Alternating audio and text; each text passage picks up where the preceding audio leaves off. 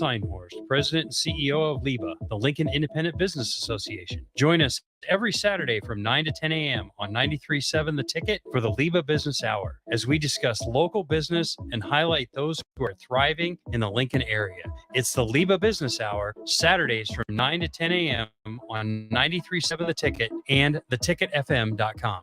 Hi, Sean Callahan here for Koppel Chevrolet GMC, and Bob just wanted to say thank you for a record-setting July here at Koppel. The summer sales event continues in August, and the incentives are crazy good. Check this out. We got 0.9% financing along with a $2,500 trade-in rebate on select new models. You heard right. 0.9% financing has been extended along with a trade-in rebate. Also, our GM-certified used inventory is filling up fast, so make that money-saving drive to Koppel. It's just south of the interstate, or shop online at koppelcars.com. We'll be glad to get all deals with roof credit.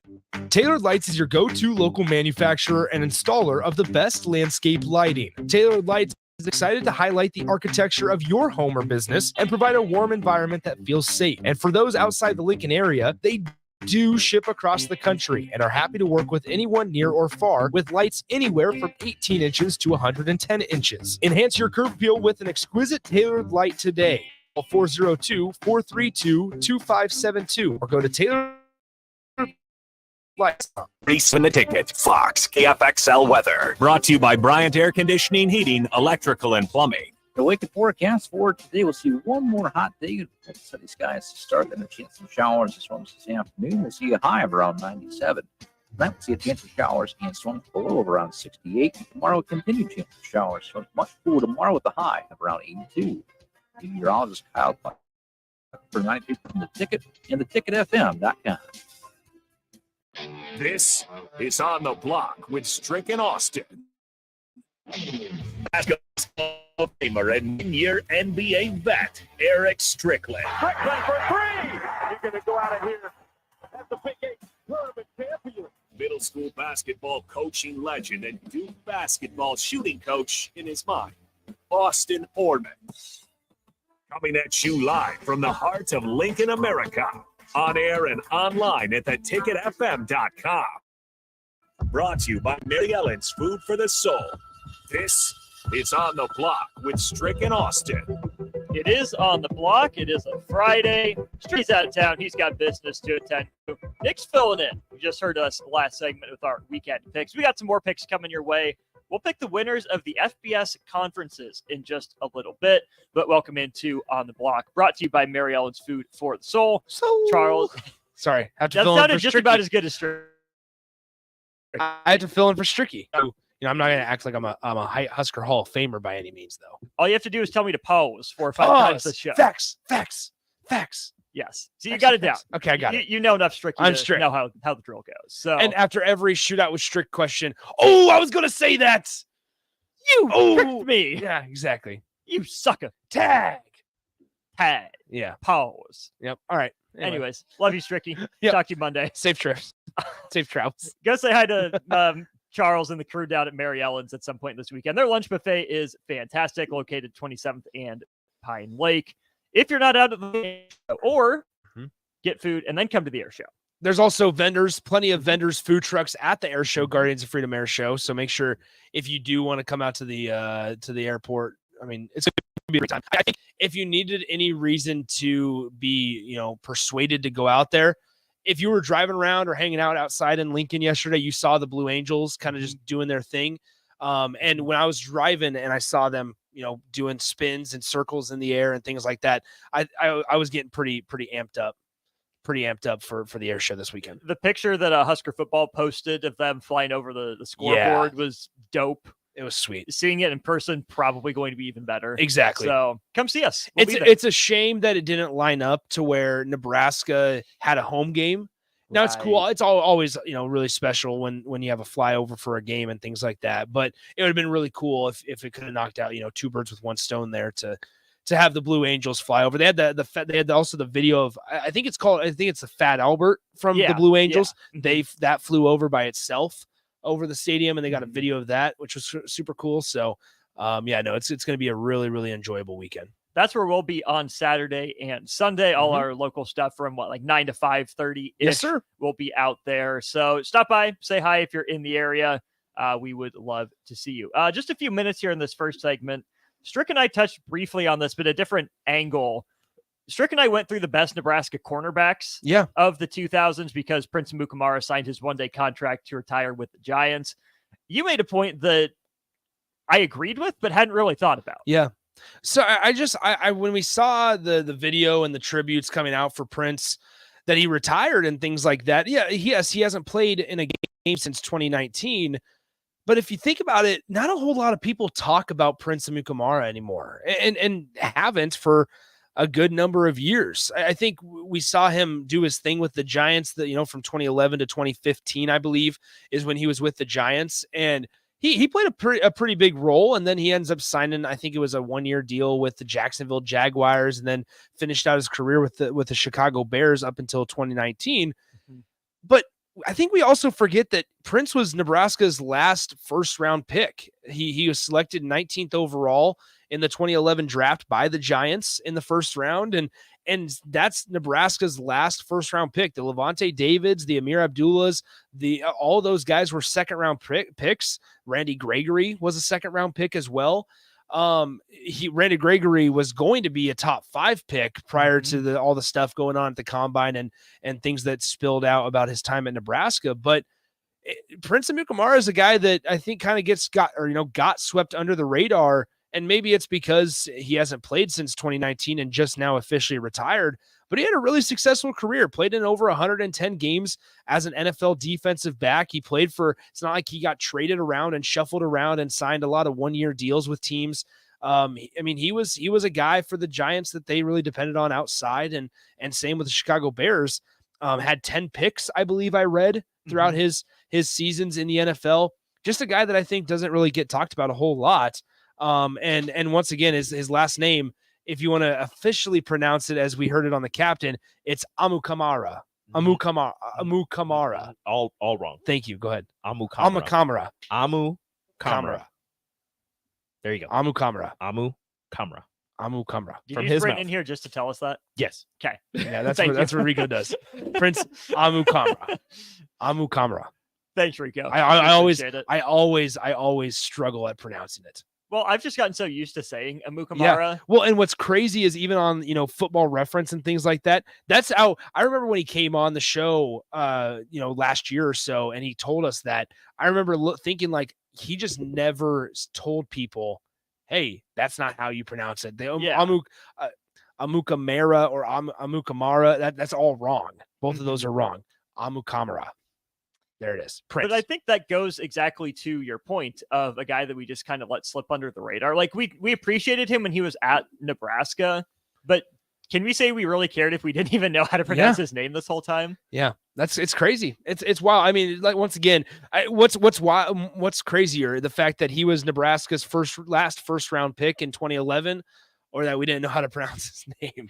I just think probably both. And so that speaks, I think, a lot to Nebraska's ability to put guys in the NFL. It's not like they haven't necessarily been able to, but it's more so just that top end talent that's, being talked about from day one of the college football season as a guy that can go from, in the top 2 rounds or so up until actually, getting drafted in April when you hear their name called. So it is what it is. I just thought it was interesting. We saw him retire, and I think if you ask a lot of people, they kind of forgot about him. And maybe part of that is because he played his last game in 2019, but it's not like he didn't play in a lot of games while he was in the league either.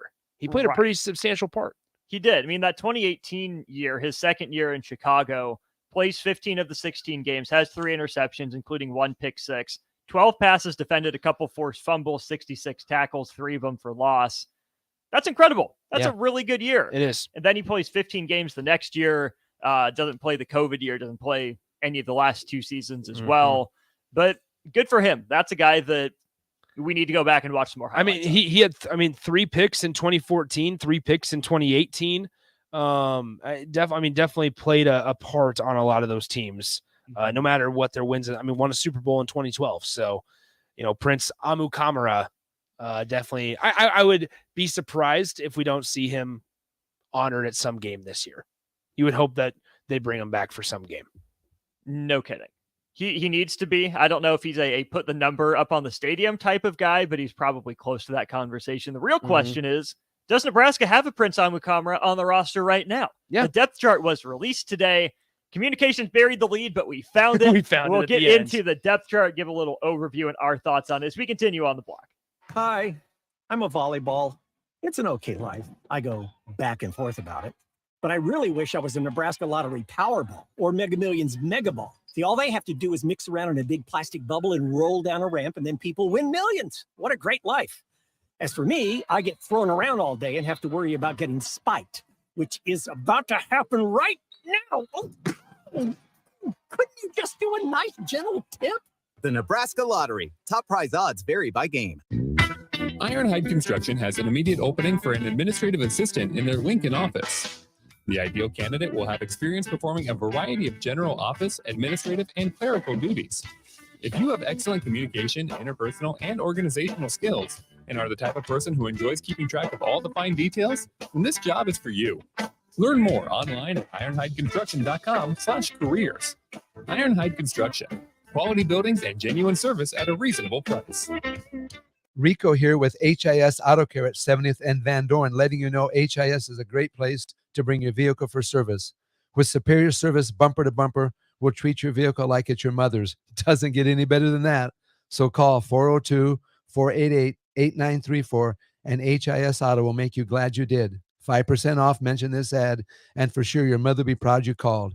402-488-8934, HIS Auto Care, 70th and Van Dorn. God bless you. Hi, Sean Callahan here for Koppel Chevrolet GMC, and Bob just wanted to say thank you for a record-setting July here at Koppel. The summer sales event continues in August, and the incentives are crazy good. Check this out. We've got 0.9% financing along with a $2,500 trade-in rebate on select new models. You heard right. 0.9% financing has been extended along with a trade-in rebate. Also, our GM-certified used inventory is filling up fast, so make that money-saving drive to Koppel. It's just south of the interstate, or shop online at koppelcars.com. You'll be glad you did. All deals with roof credit. At Fairway Meat Market, your family, and as part of the family, they want to save you money on your meat and groceries. This week, enjoy 8-ounce USDA choice boneless New York strip for just $6.99 each. All natural thick-cut Iowa pork chops for $1.99 per pound, and fresh, never frozen Atlantic salmon fillets for just $9.99 per pound. That's all at Fairway Meat Market in the Rockledge Square Shopping Center, just south of 84th and Van Dorn. Gray Diesel and Equipment Services is your go-to place in Lincoln for repairs and maintenance for diesel pickups to Class 8 over-the-road trucks and trailers, from bumper pole utility to full-size semi. Gray performs DOT inspections and are a service provider for fleet companies like ARI, Element Fleet, and FleetNet. They're a family-owned business in operation since 1952, and they keep a clean, friendly shop. Customer service is their top priority. Give Gray Diesel and Equipment Services a visit today with easy access just off I-80 and North 56th Street. Jay Foreman here. Join us on Thursday, August 31st for our pregame show for Nebraska against Minnesota at the Warhorse Casino in Southwest Lincoln. We'll go from 4 p.m. to kickoff at 7 p.m. with the whole ticket crew. Make sure to drop by and see us at the Warhorse Casino. You don't think about your roof very often, but you should never take it for granted. Roofing Service Company takes every measure to provide you with the highest quality roofing solution. Whether it's a new roof installation, roof repair, or a re-roofing project, their overall goal is to provide you with a pleasant experience and a long-lasting roof. If you have a need for siding or gutters, they're your place too. Visit roofingservicecompany.com for more info today.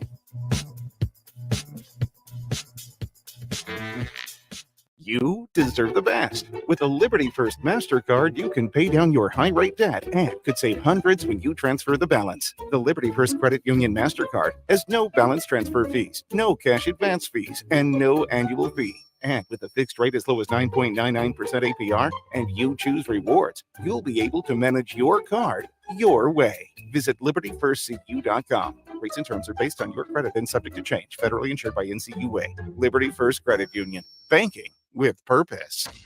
Attention all Wings fans. 89-cent wings are back on Tuesdays at Buffalo Wings and Rings in Lincoln. Enjoy the best wings in town for boneless or traditional at a price that makes the whole family happy. And now at the Williamsburg Village Wings and Rings, you can enjoy $1.50 tall boys in Bud Light, Coors Light, Busch Light, and Michelob Ultra every day after 7 p.m. and all day on Sundays. Get to Wings and Rings today and make sure to stop by on Tuesdays for 89-cent wings. At first, I was really nervous and intimidated to buy a ring. I wasn't sure what I was getting into. My experience at Starter Heyman was very easy. I felt like I walked out of Starter Heyman with the ring that was going to make her go wow and say yes. I love my ring. It is so beautiful. I absolutely love my ring. I get compliments on it all the time. I always tell them Starter Heyman. Yeah, we would definitely recommend Starter Heyman. Yeah, it was great. We're definitely coming back. Sure. Sutter Heyman Jewelers, Lincoln and Grand Island. SutterHeyman.com. 93.7 The Ticket. Fox KFXL weather. Sponsored by John Henry's Plumbing, Heating, and Air Conditioning. The weekend forecast for today, we'll see one more hot day. Both sunny skies to start, then a chance of showers and storms this afternoon. We'll see a high of around 97. Tonight we'll see a chance of showers and storms below of around 68. Tomorrow, a continued chance of showers. Starts much cooler tomorrow with a high of around 82. Meteorologist Kyle Clark for 93.7 The Ticket and theticketfm.com. Sandhills Global is hiring. Check out sandhills.jobs for more information. Sandhills is looking to fill hundreds of new openings in sales, traveling support, software development, web design, and more. Sandhills has a professional culture and is fast-paced with a focus on growth, innovation, and leading-edge technologies. Career and internship opportunities are available at our global headquarters in Lincoln, Nebraska. Apply today at sandhills.jobs. Now back to On the Block with Strick and Austin on 93.7 The Ticket and theticketfm.com. This is On the Block here at 93.7 The Ticket. Austin Norman, Nick St. with you for the next hour and a half or so. Going to get into the Husker football depth chart, but Nick, this just came over the wire. Andy Greeter, who writes about Minnesota football, first reported this. I saw it retweeted by McMurphy. The Big Ten will require its football programs to release player availability reports 2 hours before each conference game's kickoff, pending approval by the league schools. McMurphy's source is telling him they would be shocked if it didn't pass. Interesting.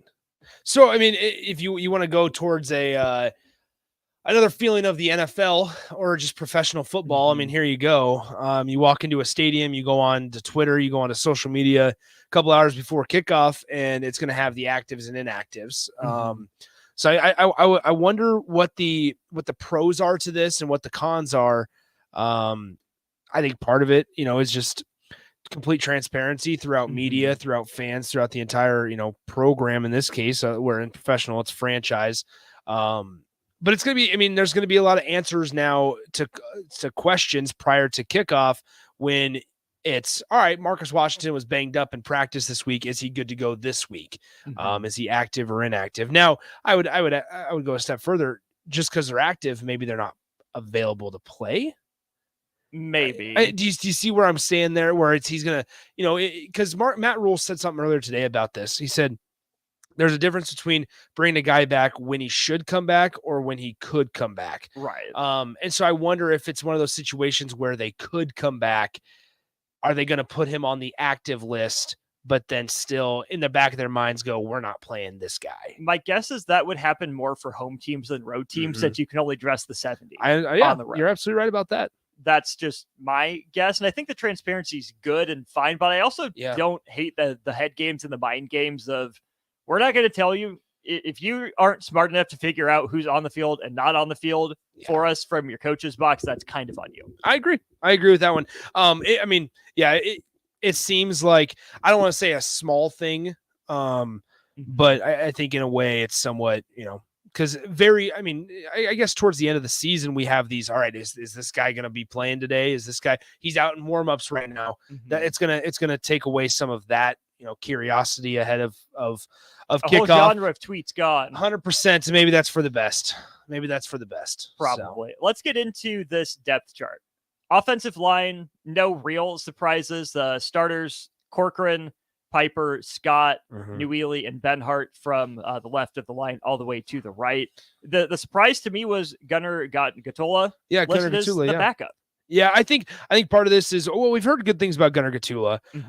Listed at 6'5", 295, the freshman out of Lincoln Southeast. Obviously, his father Ryan is the head coach for the Lincoln Southeast Knights, Ryan Gatula. But no, Gunner, I think he allowed him to move into a spot because Teddy Prohaska is not 100%. We see Teddy Prohaska, one of the few spots there where there's a third player listed at a position. Running back is the only other one, or excuse me, running back and then Jack linebacker is the only other place where there's a third name listed. I think part of that's just because Teddy Prohaska is not going to be available. I just think they must feel like they have a better shot out there with Gunnar Gatula over Teddy Prohaska, which I'll also say this. We put a lot of stock, and we being Husker fans, put a lot of stock in like Teddy Prohaska, and I think some Husker fans have gone over the top with just crowning him Nebraska's one of their best offensive linemen and potentially their best left tackle. Well, he's an in-state guy. He is an in-state guy, but he's very seldom played. And when he's been out there, he hasn't been able to play in consecutive games to where you can put together a good sample size of tape and proof that he's Nebraska's best offensive lineman. I think Nebraska fans gravitate towards the 6'10", 325-pound listing when it's size. But what we find out is that it looks somewhat awkward on the offensive line. And not to say that it's impossible for Teddy Prohaska, but they got to get the injuries figured out. They got to figure out a way to keep him healthy. To his credit, he helped stabilize things, him and Nuri, a couple of years He did, ago. absolutely. But he played in 4 games before he got hurt, and then just like you said, banged up time and time again. So what we saw in a small sample size, sure, but there's not enough there to depend on. Sam Sledge as a backup at left guard, I like to see that. Nuri and Henry Lutovsky at right guard feel pretty comfortable there. Tyler Knack, though, listed as the backup to Bryce Benhart, the transfer from Utah. That's a guy that I hadn't thought about until I saw his name pop up on the depth chart again. I think his inclusion is notable coming from a program like Utah, first of all, but also the absence of Jacob Hood, right? Another mountain of a man, but who's dealing with the chronic ankle injuries. Well, yeah, and I think it's important that you brought up the chronic ankle injury because that's something that people may have forgotten about. I think when Jacob Hood, he was always viewed, and this is a part of the offseason that Nebraska fans might have flushed out of their minds, was the whole Walter Rouse, Jacob Hood saga. Then you also had Micah Mazuka was in the conversation for a little bit, who eventually went to Florida. I don't know if he ever went anywhere. I think he entered the portal from Florida, but I don't know if he ever actually decided on a new destination after Florida.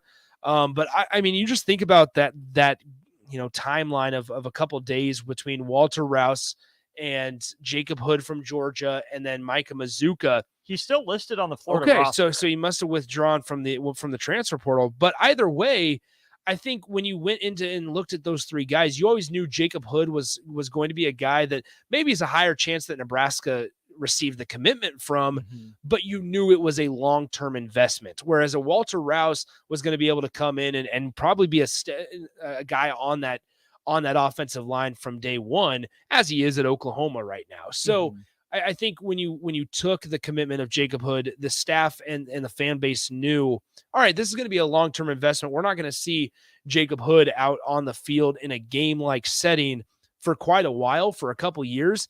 And maybe that's okay. I think maybe we've gotten so used to the Turner Corcorans and the Teddy Prohaskas and the Bryce Benharts of instantly coming in and playing on Nebraska's offensive line. And I think sometimes we forget what it's supposed to be like. Look at how many freshmen play at Iowa and Wisconsin. Exactly. Minnesota. And it's not supposed to be that way. It's not supposed to be the way of Bryce Benhart coming in day one and say, well, at least he was a 4-star recruit. And same thing with Turner Corcoran. Well, at least he was a top 70 guy. He's good enough to play day one. That's not necessarily the case. There's a lot of growth that still needs to be had there, even with those Turner Corcoran and Bryce Benhart guys that have played since day one. Bold prediction time from yours truly. Nebraska starts out on offense in 22 personnel against Minnesota. So 2 tight ends. You have Borkacher and Fedoni listed alphabetically, Borkacher and then Fedoni. They have the or there. Yes. I think they're both on the field to start.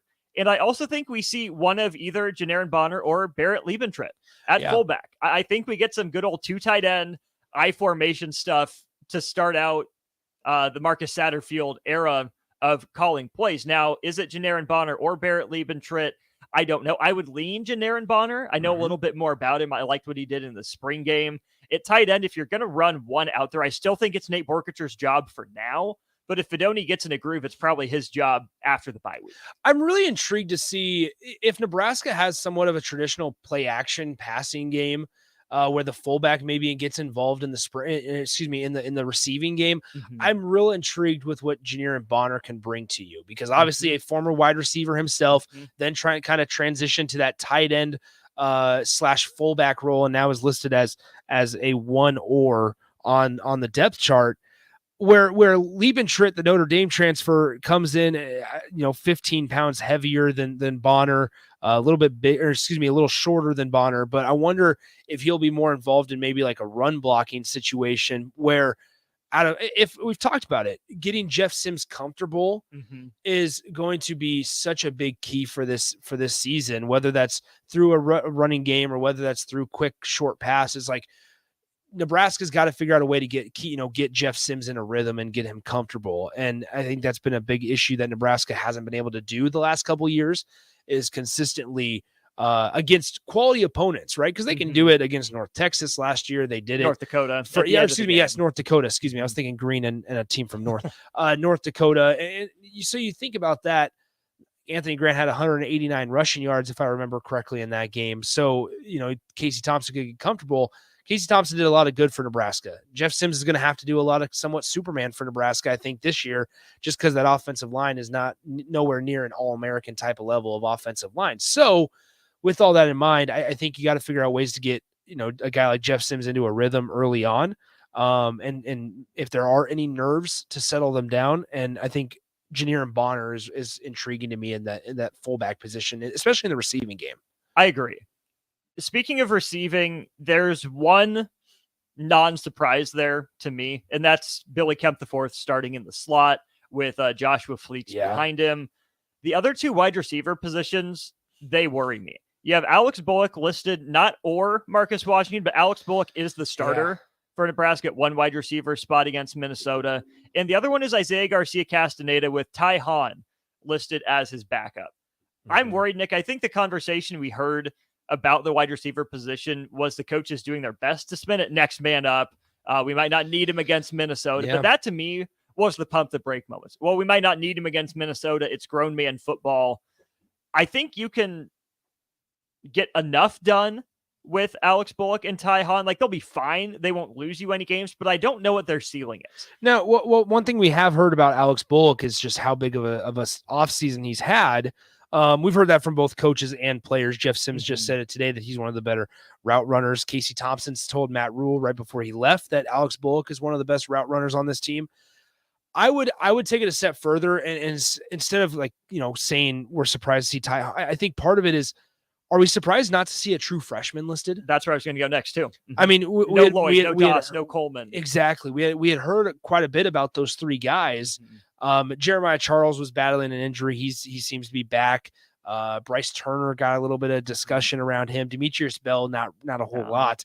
But one thing I will say is it's interesting that even at one of those number 2 spots, we did not get a true freshman. Now, it's not to say that they won't play, but the staff must, for being a staff that is willing to play young guys and somewhat wants to play young guys early in their coaching career at a university, I was surprised not to see one of them listed at least. Now, I think also part of the alarming part is that with Alex Bullock being the number 1 guy and Marcus Washington behind him, what does that tell you about Marcus Washington's progression just trying to get back from this injury?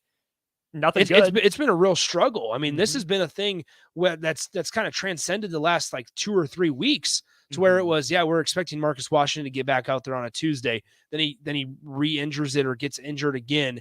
And he's now still trying to battle back. And he's never, there's not a whole lot of updates given every single time we talk to this coaching staff. And so I am more, concerned with Marcus Washington's ability to bounce back from this injury and see how productive he is, because you look at this wide receiver room, Xavier Betts obviously leaves just a few weeks back and says his heart's not in it, and that's fine. But now you look at what else you have. Alex Bullock obviously is newly on scholarship, but your two experienced guys are Joshua Fleeks, who struggled the last couple years at Baylor. He had one good year, I think, where he had 21 catches. But then other than that, and also basically just got to camp. Yes, exactly. But other than that, it's Billy Kemp. And we all agree that Billy Kemp's going to be a dude for Nebraska, right? The Virginia transfer. Then you have a guy in Isaiah Garcia Castaneda who played well in his time here for the most part. I also wonder what does his career look like if you take away the desperate throw down the field and he comes back and catches it and takes it to the house. What does his career last year look like for Nebraska, and how excited are people if that play's not included in his arsenal? Right. I think he's new age Kanawai Noah. Yeah, and see, that's a little concerning, right? Cal transfer Kanawai Noah, by the way. But no, so you have IGC, and then it's like, all right, what else? There's not a whole lot. That's a position I bet we see a lot of youth thrown in there. Maybe not against Minnesota, but if there's not a lot of production and Jeff Sims struggles in the first couple games, I wouldn't be surprised to see a receiver shakeup before really anything else. Garrett McGuire is going to, and we found out Garrett McGuire is going to be up in the booth today. Both coordinators going to be on the sideline per Matt Rule. But Garrett McGuire is going to have to figure it out. Going to have multiple guys. And this is all part of getting Jeff Sims once again into a rhythm. You got to have guys that not only it's great that they're a good route runner like Alex Bullock, but they got to have the hands. They got to have the body control. They got to have all this as this is going to be a major step up, obviously, for the true freshman. But, just a real crucial year and a crucial part of their Nebraska's offense. It's going to be huge. And they got to find a guy to step up outside of Billy Kemp, because at Nebraska over the last few years, it's always been the transfer guy that stepped up. When's an organic Nebraska, I should say, guy that's been here for more than just 1 year, just an off season, going to be a good partner in crime to the transfer? It's fine that Samari Toure and then Trey Palmer and now Billy Kemp are going to be your number one guys. That's a good way to utilize the transfer portal, I suppose. But man, it makes you a lot more dangerous and dynamic when you can get two guys out there, or maybe even three. And so you're looking around here with Billy Kemp, and I think a lot of people hoped that Marcus Washington could be that. I think That's a lot of people, transfer too. Yes, but he's been here before. And I think a lot of guys, or a lot of people, hoped that Xavier Betts was going to have this career resurgence. And then everything happens with Betts, and now we're sitting here kind of with our palms facing the sky going, okay, who's going to step up next?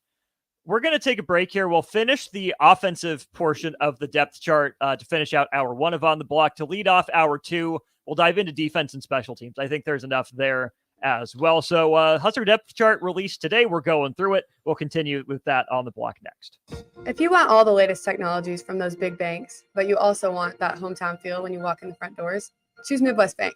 They have top-notch technology. They make banking so easy, and they also have the friendliest staff who will take their time to get to know you and treat you like family. You get the best of both worlds when you choose Midwest Bank. I live on the go, and now I can bank on the go. With Midwest Bank, I have everything I need at my fingertips. I'm volleyball player Allie Batenhorst, and at Midwest Bank, you'll love banking here. At Fairway Meat Market, your family, and as part of the family, they want to save you money on your meat and groceries. This week, enjoy 8-ounce USDA choice boneless New York strip for just $6.99 each. All natural thick cut Iowa pork chops for $1.99 per pound, and fresh, never frozen Atlantic salmon fillets for just $9.99 per pound. That's all at Fairway Meat Market in the Rockledge Square Shopping Center, just south of 84th and Van Dorn. 93.7 The Ticket, Fox, KFXL weather. Brought to you by Bryant Air Conditioning, Heating, Electrical, and Plumbing. The Lincoln forecast for today, we'll see one more hot day. Sunny skies to start, then a chance of showers and storms this afternoon. We'll see a high of around 97. Tonight, we'll see a chance of showers and storms below of around 68. Tomorrow, continued chance of showers. So it's much cooler tomorrow with a high of around 82. Meteorologist Kyle Puck for 93.7 The Ticket and theticketfm.com. Gaina Trucking is hiring CDL Class A and B drivers. Gaina Trucking guarantees a 40-hour work week year-round, and their strong team culture makes it not a job, but a career. Gaina Trucking offers health, vision, and dental insurance, 401k with company match, an employee assistance program, and other bonus programs. Build a better career today with great team culture at Gaina Trucking. Learn more and apply today at GainaTrucking.com. You deserve the best. With a Liberty First MasterCard, you can pay down your high rate debt and could save hundreds when you transfer the balance. The Liberty First Credit Union MasterCard has no balance transfer fees, no cash advance fees, and no annual fee. And with a fixed rate as low as 9.99% APR and you choose rewards, you'll be able to manage your card your way. Visit libertyfirstcu.com. Rates and terms are based on your credit and subject to change. Federally insured by NCUA. Liberty First Credit Union. Banking with purpose. You've driven by GE Landscape Supply countless times, likely without even knowing, at 6701 Cornhusker Highway. Now it's time to stop in. GE Landscape Supply sells to homeowners and contractors with a vast selection of landscaping and construction materials. They sell in bulk to save you money, and you can buy anything from a 5-gallon bucket to a semi-load. And don't forget, they deliver anywhere. Stop by 6701 Cornhusker Highway from 7 a.m. to 6 p.m. Monday to Friday and 7 a.m. to 4 p.m. on Saturdays. Go to GELandscapeSupply.com for more info or call 402-467-1627. Gray Diesel and Equipment Services is your go-to place in Lincoln for repairs and maintenance for diesel pickups to Class 8 over-the-road trucks and trailers, from bumper pole utility to full-size semi. Gray performs DOT inspections and are a service provider for fleet companies like ARI, Element Fleet, and FleetNet. They're a family-owned business in operation since 1952, and they keep a clean, friendly shop. Customer service is their top priority. Give Gray Diesel and Equipment Services a visit today with easy access just off I-80 and North 56th Street. At first, I was really nervous and intimidated to buy a ring. I wasn't sure what I was getting into. My experience at Starter Heyman was very easy. I felt like I walked out of Starter Heyman with the ring that was going to make her go wow and say yes. I love my ring. It is so beautiful. I absolutely love my ring. I get compliments on it all the time. I always tell them Starter Heyman. Yeah, we would definitely recommend Sauter Heyman. Yeah, it was great. We're definitely coming back. Sure. Sauter Heyman Jewelers, Lincoln and Grand Island. SauterHeyman.com. You deserve the best. With a Liberty First MasterCard, you can pay down your high rate debt and could save hundreds when you transfer the balance. The Liberty First Credit Union MasterCard has no balance transfer fees, no cash advance fees, and no annual fee. And with a fixed rate as low as 9.99% APR and you choose rewards, you'll be able to manage your card your way. Visit libertyfirstcu.com. Rates and terms are based on your credit and subject to change. Federally insured by NCUA. Liberty First Credit Union. Banking with purpose. Tailored Lights is your go-to local manufacturer and installer of the best landscape lighting. Tailored Lights is excited to highlight the architecture of your home or business and provide a warm environment that feels safe. And for those outside the Lincoln area, they do ship across the country and are happy to work with anyone near or far with lights anywhere from 18 inches to 110 inches. Enhance your curb appeal with an exquisite Tailored Light today. Call 402-432-2572 or go to tailoredlights.com. This is Bud Seinhorst, President and CEO of LIBA, the Lincoln Independent Business Association. Join us every Saturday from 9 to 10 a.m. on 93.7 The Ticket for the LIBA Business Hour, as we discuss local business and highlight those who are thriving in the Lincoln area. It's the LIBA Business Hour, Saturdays from 9 to 10 a.m. on 93.7 The Ticket and theticketfm.com. Getting experience to jumpstart a meaningful career can be difficult, and education can cost a fortune. Luckily, AmeriCorps can be the solution. With AmeriCorps, you'll earn a stipend and education award while helping people. Plus, you'll gain professional skills and make connections to help you build your career. If you're ready to start a career you can be proud of, visit serve.nebraska.gov/service to find a program for you. Paid for by Serve Nebraska, aired with the Nebraska Broadcasters Association and this station. Now back to On the Block with Strick and Austin on 93.7 The Ticket and theticketfm.com. We're wrapping up hour one of On the Block here at 93.7 The Ticket. If you have any thoughts on the Husker football depth chart, let us know. 402-464-5685. That's the Starter Heyman text line. Or if you're watching on Facebook, YouTube, Twitch, or Twitter, drop a comment and we will get to it there. Wrapping up the offensive side of the ball, the big position we didn't talk about was running back. You have 4 guys listed there. Emmett Johnson, RB4. If things get down there, things are probably gone very sideways for Nebraska. Gabe Ervin listed as the starter, which we knew. But second, and without an or behind his name, Nick, Ramir Johnson, meaning Anthony Grant, is third. What do you make of that? I don't know. I've talked myself out of making it a big deal. And I think I think instantly, I'll say it. Jay and I had a phone call. Jay Foreman and I had a phone call a little bit ago, or while I was in the stadium, about the running back position, because I think it was shocking to me of like, all right, we know that Anthony Grant's had fumble issues, but now this is, as I'm talking myself through it, Matt Rule's also kind of talked about how there's been, and Ramir Johnson's been dependable. And I just wonder if it's a case like that. I think Nebraska's going to play 3 running backs. I think that shouldn't scare Nebraska fans away, just because of what's happened in years past where they've played, 3 or 4 guys and with no method of the madness. So I think part of it's just Anthony Grant's not dependable. And I would ask you, if Anthony Grant's not dependable, it's somewhat of an applaud to the staff for realizing and recognizing that and actually doing something about it, because I think previous staffs may have been like, you know what, maybe once he gets into the game, it'll be fixed.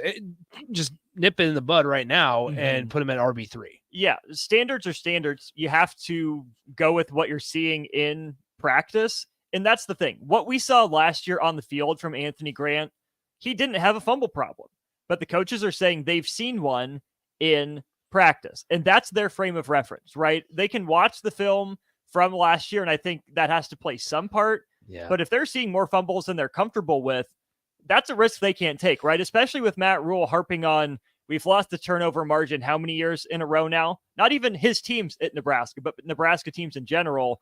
So I would rather, make Anthony Grant earn his way back up the depth chart. And we know Ramir Johnson is dependable, right?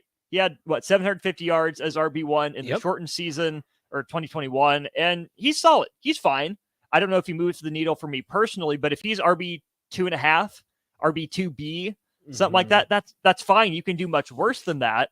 I think it's better for Nebraska if you have some combination of Gabe Ervin and Anthony Grant as your guys, and that's my guess as to what we get to by the time late October, November rolls around. I also just think, and I've been obnoxiously high on Gabe Ervin throughout his career. And I've just kind of had to temper that, as through injuries and such. I really like Gabe Ervin though. I think maybe we're not realizing or, recognizing the fact or the idea that Gabe Ervin could just be really good. Right. Hopefully this is now 2 of his 3 years where he's been able to have a true quarter or, running back battle. Last year, he was dealing with injuries during the off season. Maybe this is a case of when Gabe Ervin's healthy, he is the best running back in the room. And that's just how it is. Because now this is 2 staffs that have seen it. One when he was a true freshman, and the other when he, is now a redshirt sophomore, I would assume is what it is. Year 3, I believe. Listed as sophomore. Yep. Okay, cool. So, I think there's a lot of excitement around Gabe Ervin, especially for myself. And I would like to see, I think Gabe Ervin's really, really has the potential to get 1,000 yards this season. If Nebraska is able to utilize their running backs, continuously and effectively. I think both on the videos from like a look in and all the social media videos, which you take those with a grain of salt, from what we've been able to see in practice and things like that, I've been gravitated towards Gabe Ervin, just because you can really tell by the way he runs that he's really, really talented, and he's real firm in his belief that he's the best running back on this team. And you have to be, if you're going to set foot on the field, you have to believe you're the biggest, baddest, fastest, strongest dude in that room. I mean, it's that healthy sense of athletic arrogance and competition that goes a long way. He's Nick Sainer. I'm Austin Norman. This is On the Block here on 93.7 The Ticket and theticketfm.com. We're going to step aside at the top of the hour here, take a break. When we get back, we'll dive into the defensive portion of the depth chart, everyone's favorite side of the ball as well, special teams. We'll get into that, chat with Evan Bland of the Omaha World Herald at 3:30 as well. This is On the Block in 93.7 The Ticket.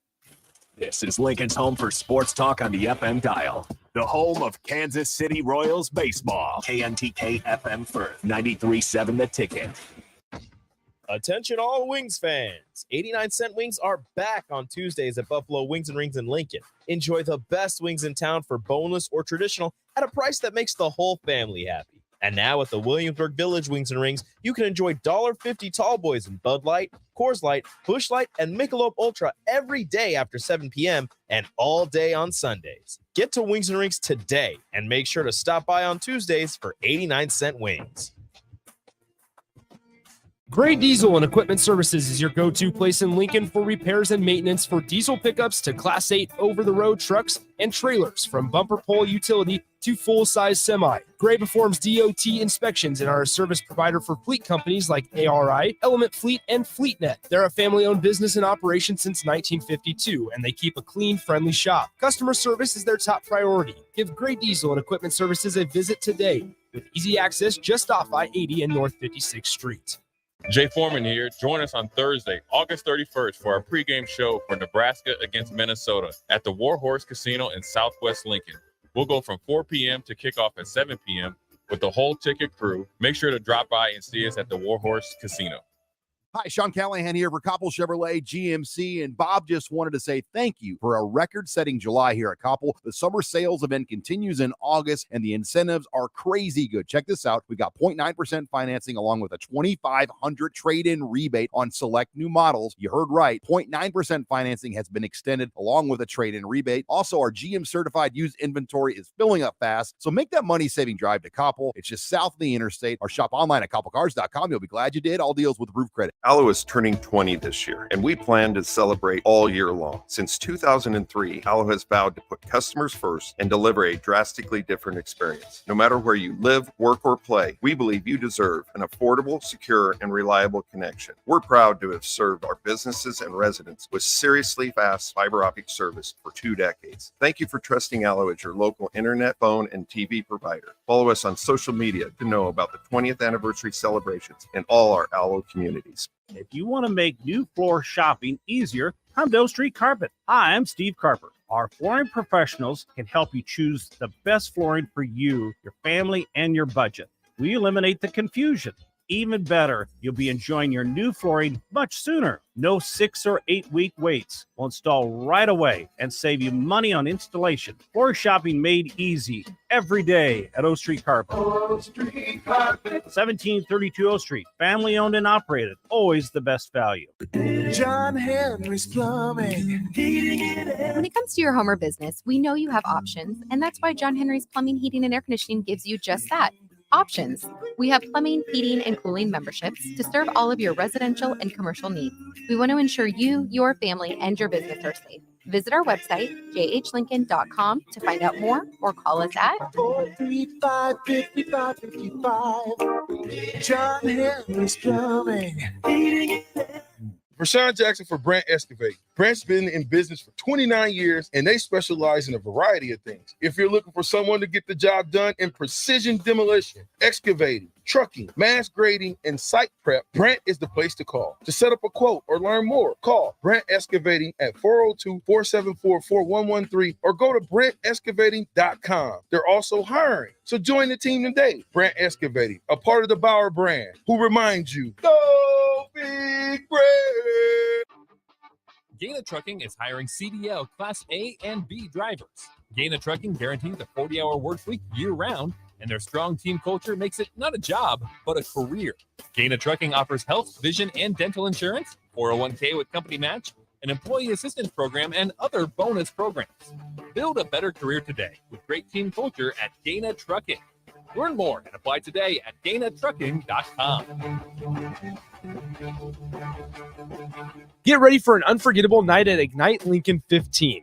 On September 14th, Rococo Theater will come alive with captivating stories from diverse voices that inspire change and spark connection. You'll hear from 12 passionate speakers, including our 5 nonprofit finalists, who are making a real impact. Be part of this remarkable event that celebrates the power of storytelling. Secure your spot now by purchasing tickets at ignitelincoln.org and join us in creating a brighter future together. Don't miss your chance to experience Ignite Lincoln 15, a night of inspiration, community, and possibility. quality. This is Bud Seinhorst, President and CEO of LIBA, the Lincoln Independent Business Association. Join us every Saturday from 9 to 10 a.m. on 93.7 The Ticket for the LIBA Business Hour, as we discuss local business and highlight those who are thriving in the Lincoln area. It's the LIBA Business Hour, Saturdays from 9 to 10 a.m. on 93.7 The Ticket and theticketfm.com.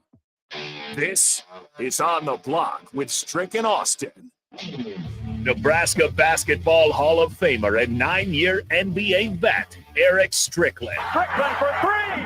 You're going to go out of here as the Big 8 tournament champion. Middle school basketball coaching legend and Duke basketball shooting coach in his mind, Austin Orman.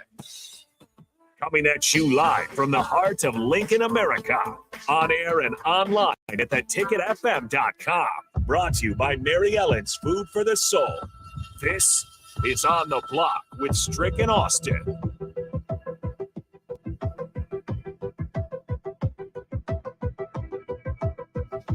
On the Block with Strick and Austin, or at least half of that duo. We've traded out Strick for Nick for the day. High school football on tap for you tonight, so I appreciate you pulling double and a half, triple. That's all right. Good No stuff. problem. No problem. We are not the Arizona Cardinals, and where Strick is Isaiah Simmons, and I'm a 7th-round pick. Correct. That's basically what it is, Sure. though, unfortunately.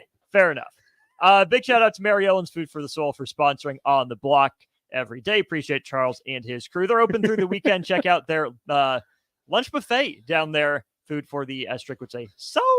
Exactly. And I have to address Eric on the text line. He says, man, it's so disappointing to hear that amazing intro, thinking we're about to hear a Husker Hall of Famer and legend, and then we hear Nick's voice. And Eric, all I'll say to you is that for as bad as you talk about me on the text line, man, you're sure listening a lot. Listening a lot. I appreciate you tuning in, though, Eric. Yeah. I know it's just jokes as well. I know you love me. If you want to make fun of Nick, if you want to make fun of me, Yes. if you want to make fun of Rico, he can catch some strays this segment Yeah, too. please do. 402-464-5685. That's the Sartor Heyman text line. Or if you're watching via the stream sponsored by Sartor Heyman, Facebook, YouTube, Twitch, and Twitter are all up for you. About 20 minutes or so, we'll talk with Evan Bland of the Omaha World Herald, but we got more depth chart to dive into that was released today. Again, page 20 of the game notes out of 20. Yes. They really tried to bury the lead, which cracks me up. What's great, so at the press conferences, we get a paper handout of all the game notes so that we don't have to look at it on digital, which is very, very nice. And so we get like this 20-page, book or whatever for each game that tells us about the opposing team and about Nebraska and all this. Excuse me. And by the way, Gus Johnson, Joel Klatt on the call for Nebraska, Minnesota. But either way, so it's very convenient because it's just on the back. So you don't even have to turn and bend a page with the staple there. You don't even have to licking bend your it. fingers, No. no paper cuts, no nothing. Nothing. You just turn it around and it's right there, smack dab on the entire page. Halfway down, we get to the defensive depth chart. Defensive line, we'll start there. Ty Robinson, starter, makes sense. Nash Hutmacher, starter, makes sense. The first or on the defensive side of the ball is that second defensive end spot, and it's Blaze Gunnarsson or Cam Lenhart. I think they're listed alphabetically all the way through, and there's an or. My money is still on Cam Lenhart. I know that Blaze Gunnarsson is bigger. He might have a more Big Ten style.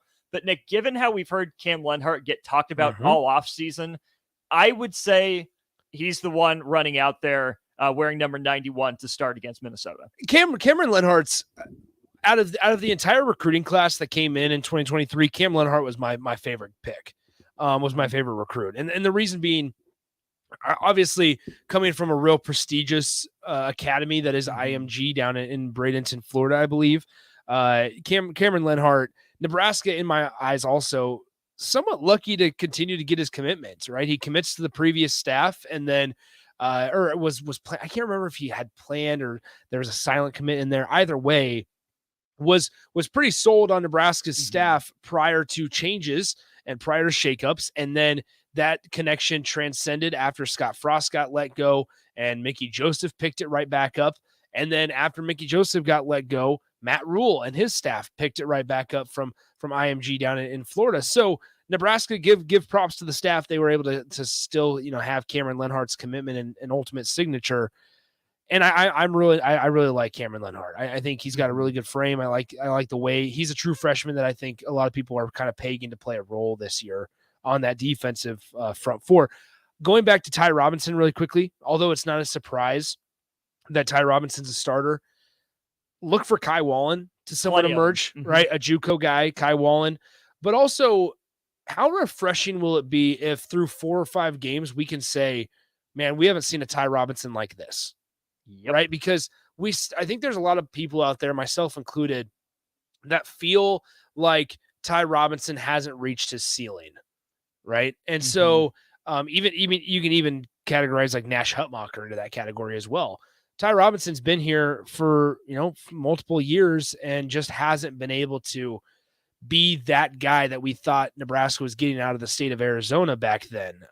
He was part of that loaded class that came in, what was it, 2021, I believe, or no, excuse me, 2020 it would have been. But either way, he came in the same class like Noah Pula Gates and them.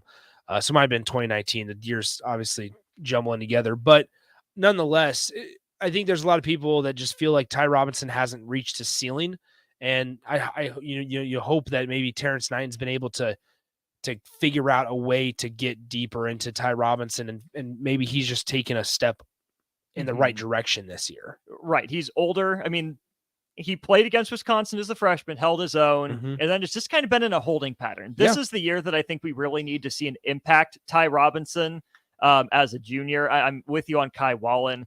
They're the nose tackle spot. Nash Hutmacher in the middle. I think it's also go time for him. He's been on campus a few years now. And again, we were so excited about the polar bear and the wrestling background when he came down from South Dakota, but not a lot of freshmen and sophomores are playing on either side of the line for the teams that have won the Big Ten West. Now, unless they're just supremely talented edge rushers, but these guys in the middle take more time to develop just given the nature of the position they play. So I think this is really going to be our first taste. And if he had come in under the radar and he was here, it'd be like, okay, he's right on schedule. But it just feels like he's behind schedule. Well, and I think at that defensive tackle position, the interior part, I would say this. Remember when Damian Daniels was here? And you can even say Darian at times. But one thing that D Boogie or Damian Daniels did so well. Snacks. Yes, Snacks.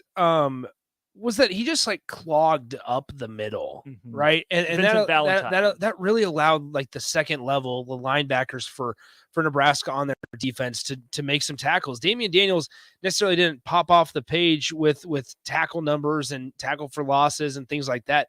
But if you go back and watch a lot of that film, he's just clogging up the middle. He was that giant body right in the middle of everything that, once again, like I said, allowed that second level of the defense to come in and try to get through gaps and make tackles for loss. So Nebraska just hasn't, and this is the entire defensive line discussion, I suppose, hasn't really been able to generate pressure the last few years. I mean, we talk about it from the edge perspective, the last, truly dominant pass rusher, Randy Gregory. As much as I think we want to say Garrett Nelson, there were spurts, but it wasn't consistent enough, I think. And so with that in mind, I think if Nebraska can find whether it's a Kai Wallen, and that's where I'm real interested with like Kai Wallen coming off the edge. He's a little bit slimmer than Ty Robinson. Ty Robinson listed at 310. Kai Wallen's listed at a whopping 60 pounds lighter at 250. Whatever that looks like, you hope that maybe he's a little quicker off the edge and somewhat just force your way into the backfield and force some guys to get uncomfortable. There's been so many times you go back and watch the Northwestern game last year in Ireland. You allowed you allowed Ryan Helinski to just pick you apart. Ryan Helinski started that game 8 of 9 passing on a team that ended up being 1-11 last year.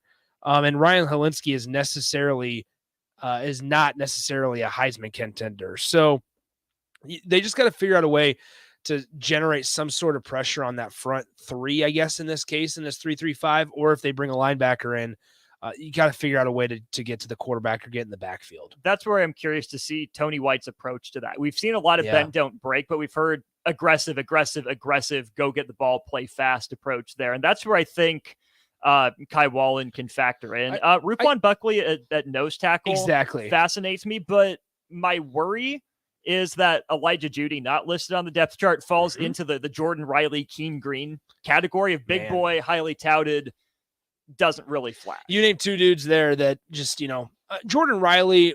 Well, and then you could also like another year of DeAndre Thomas would have been intriguing for Nebraska football. Mm-hmm. But I think when you look at, Elijah Judy not being on the depth chart is curious. Young guy again. Young guy, but has experience in a Power 5 program that is. Ruquan Buckley has been here, just not really done a whole lot. So if anything at all. So that's where you want to talk about guys or positions that have to step up. Maybe you can move a guy interior like a Ty Robinson. Maybe you can move him interior or inside, that is, into the nose tackle position, but I don't know if they necessarily want to. I think also part of it is just you need Nash to just step up. Like you talk so much about next man up mentality, and you need guys to just fill voids and things like that. And maybe while they're building depth, it's even more important than ever. All right, Nash, like it's your turn. Like you need this, because similar to quarterback, you don't feel good about what's behind him at defensive tackle, inside at least, especially. I'm with you. Moving back a level to the linebackers, Reimer and Henrich are the starters. They're Bullock backing up Reimer. Javen Wright, fascinating as a traditional type linebacker, backing up Nick Henrich. The Jack, I'm going to want Evan's opinion on this too, but we'll get into it a little bit. Co-starters or an or listed there at the Jack position. We've heard a lot of talk about MJ Sherman, his pedigree coming from Georgia, being a leader on that defense. He's listed as or with Chief Borders, a guy we haven't heard much about in terms of on the field. I was say outside of social media exactly. Stuff. Chief Borders, I think, must have made a pretty big impression here lately rather than early on. Matt Rule also mentioned earlier this morning that Jamari Butler has been dealing with kind of a stinger, so that could play definitely a part into it.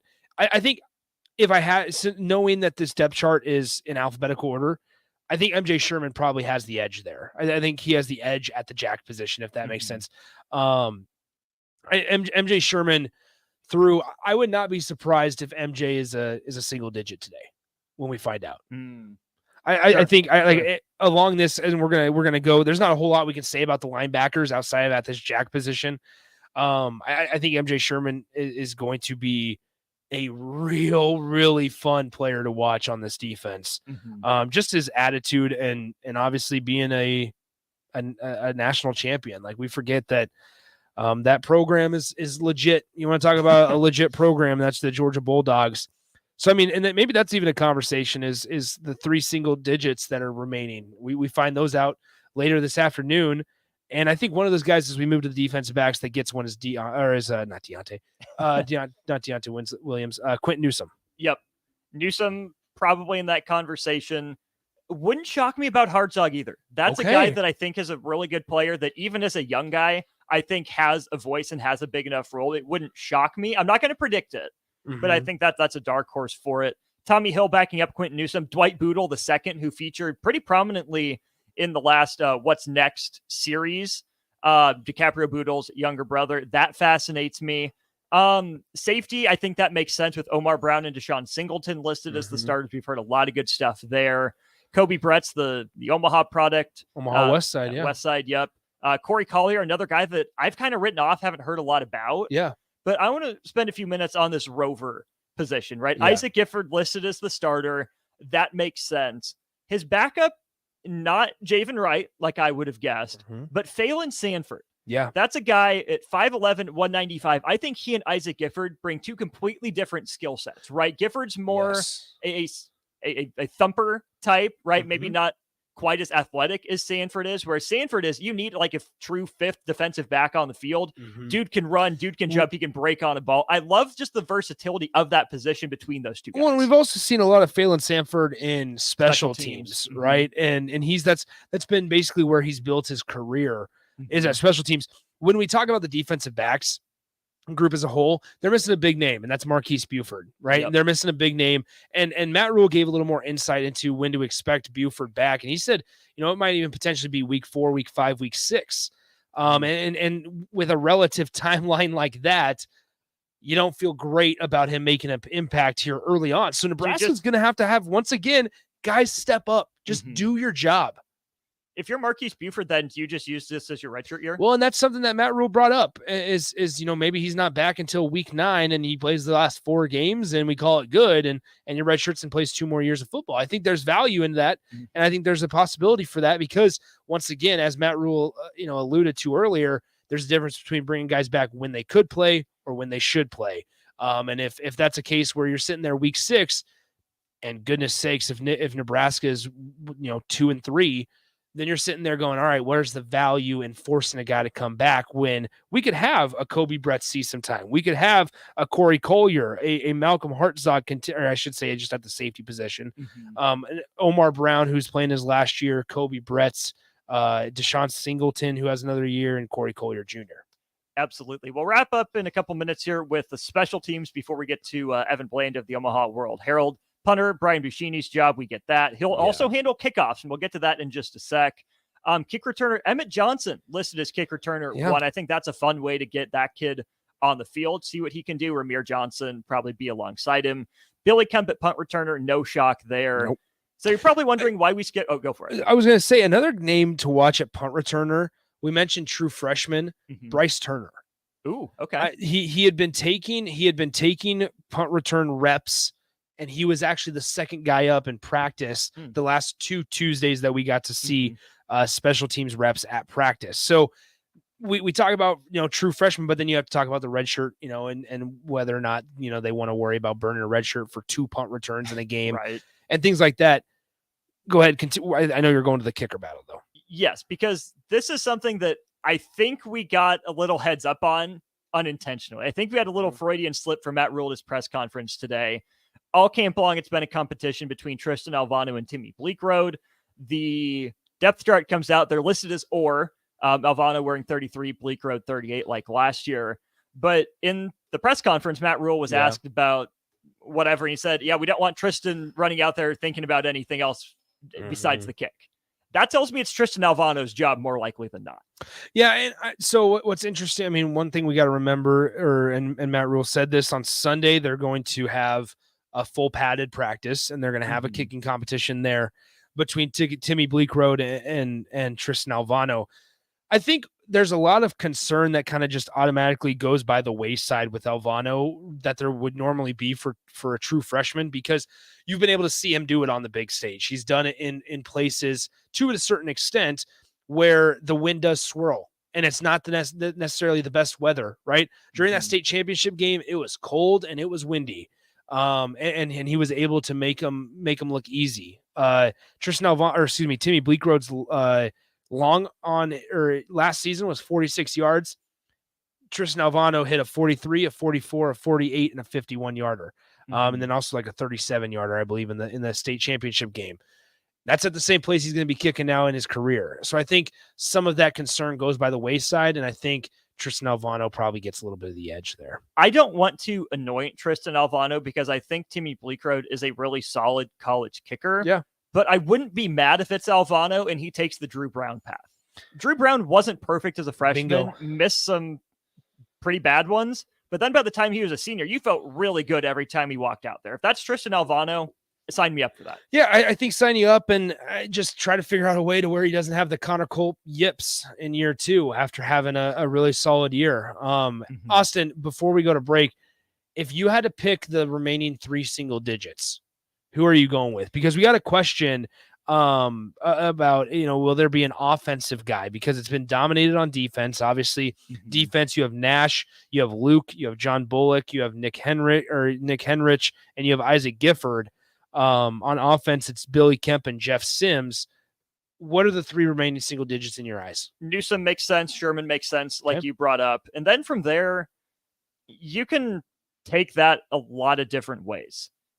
Nate Borkacher, maybe, if he holds on to that starting role. I don't know if he's vocal, but I think that's a guy that the coaches respect, and I think his presence is something the team could respect. Maybe a running back gets one. Maybe. I just don't know how the rest of the locker room views. I should have also said Ethan Piper's in there too. Yeah, Piper. Yeah. Like, I don't know how the locker room views those running backs. Even if they're deserving of one, I just don't know. So I would say Newsome and Sherman, I would be willing to say get them. Yeah. on the offense, I can't point to anyone right now. I can't point to anybody else. Maybe it's an IGC. I don't know if he's that kind of guy though. I don't think Marcus Washington is. Here's one out of probably left field a little bit. Deshaun Singleton.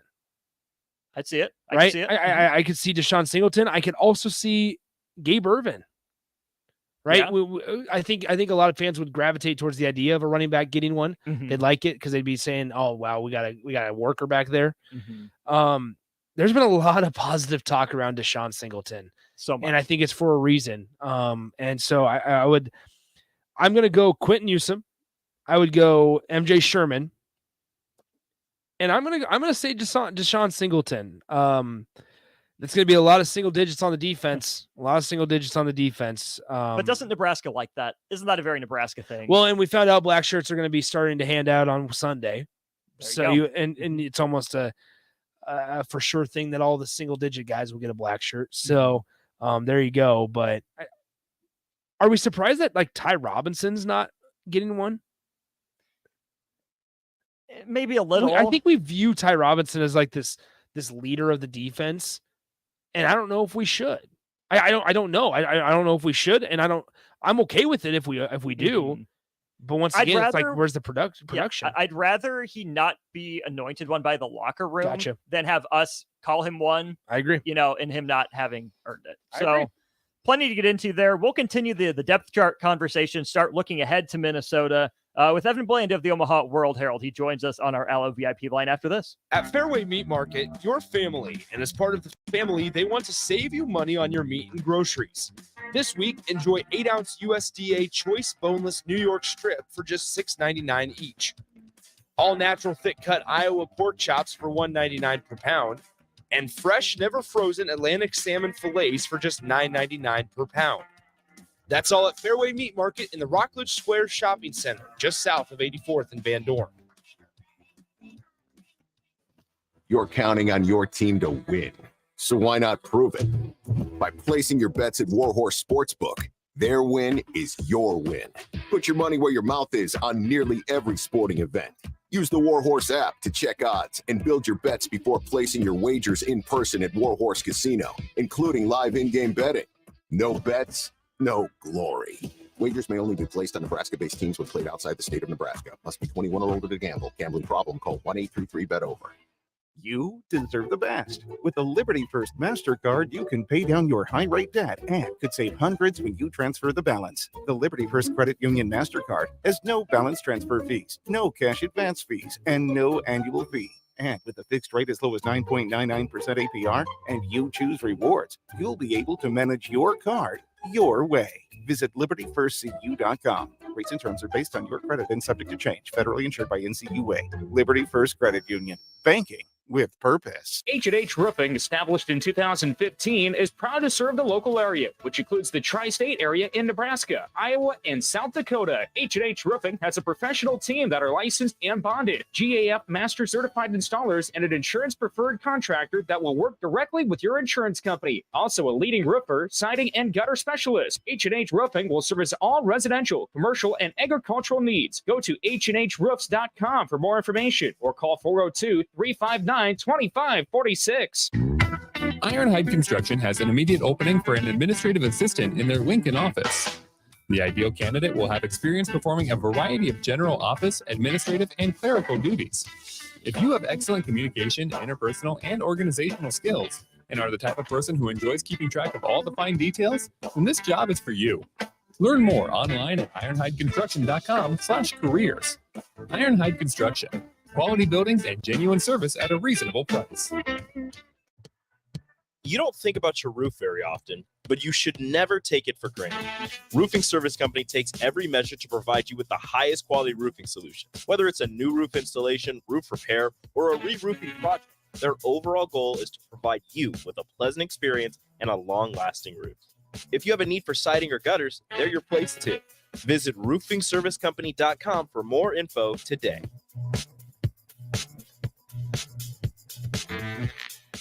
At first, I was really nervous and intimidated to buy a ring. I wasn't sure what I was getting into. My experience at Starter Heyman was very easy. I felt like I walked out of Starter Heyman with the ring that was going to make her go wow and say yes. I love my ring. It is so beautiful. I absolutely love my ring. I get compliments on it all the time. I always tell them Sartor Heyman. Yeah, we would definitely recommend Sartor Heyman. Yeah, it was great. We're definitely coming back in the future. Sauter Heyman Jewelers, Lincoln and Grand Island. SauterHeyman.com. You had to know that when Wingstop set out to make a crispy, juicy chicken sandwich, they wouldn't make it in just one flavor. They'd make it in all 12. Like lemon pepper, mango habanero, hickory smoked barbecue, and OG hot. So why have one new favorite chicken sandwich when you can have 12? Try the new sauced and tossed Wingstop chicken sandwich today for only $5.49 at Wingstop, where flavor gets its wings. Valid for a limited time and available at participating Wingstop locations only while supplies last. Price subject to applicable taxes and fees. Vershawn Jackson for Brandt Excavating. Brandt's been in business for 29 years, and they specialize in a variety of things. If you're looking for someone to get the job done in precision demolition, excavating, trucking, mass grading, and site prep, Brandt is the place to call. To set up a quote or learn more, call Brandt Excavating at 402-474-4113 or go to BrandtExcavating.com. They're also hiring, so join the team today. Brandt Excavating, a part of the Bauer brand, who reminds you, go big Brand. 93.7 The Ticket, Fox, KFXL weather. Brought to you by Bryant Air Conditioning, Heating, Electrical, and Plumbing. The wicked forecast for today, we'll see one more hot day. Sunny skies to start, then a chance of showers and storms this afternoon. We'll see a high of around 97. Tonight, we'll see a chance of showers and storms below of around 68. Tomorrow, continued chance of showers. So much cooler tomorrow with a high of around 82. The meteorologist Kyle Cluck for 93.7 The Ticket and theticketfm.com. On the Block with Strick and Austin on 93.7 The Ticket and theticketfm.com. Austin and Nick with you here in studio. Strick out, not on vacation. He's got business to take care of. He should be back on Monday, as far as I know. But where in the world is Stricky is the age-old question. Guess we'll see. We go to our VIP lane brought to you by Aloe Fiber, where we understand the importance of exceptional service with local heart. We welcome in Evan Bland in a different time. Evan, once again, appreciate the flexibility moving from Wednesday to Friday. Let me ask you the age-old question. 6 days from kickoff, can you feel it?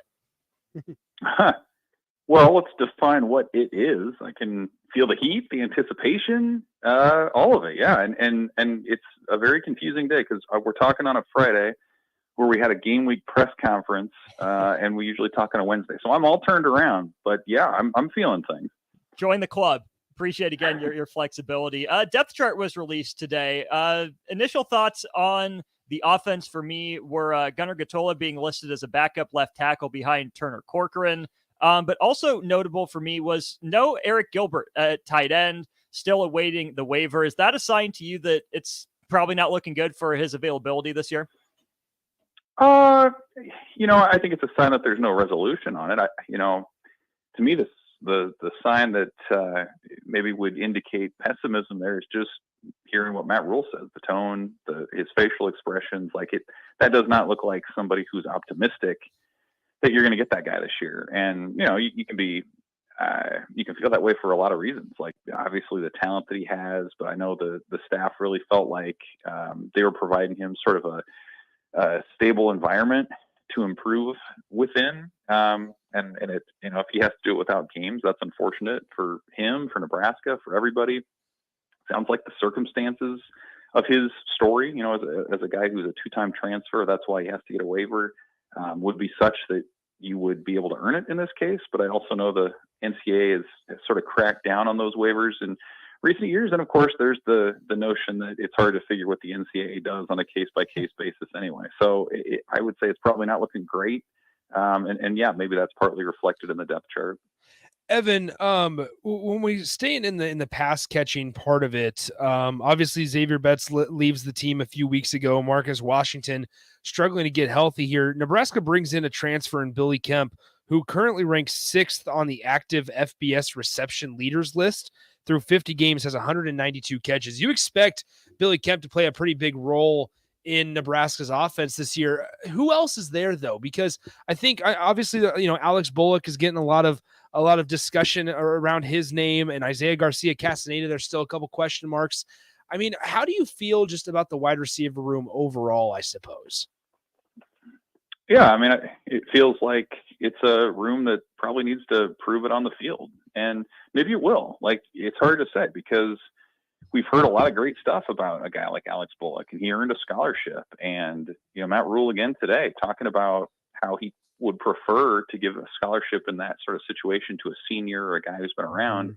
But he said you can't deny what Alex Bullock's done. Well, we just haven't seen him perform. So maybe he comes out and is a big part of what Nebraska does. Maybe Isaiah Garcia Castaneda, what he did in Ireland last year, is something that he can build upon over the course of a full season. So, it's possible, but it's just you kind of have to take a little bit of a leap to get there just because we haven't seen it. And so, I agree. I think Billy Kemp's going to lead Nebraska in receptions, maybe by a large margin.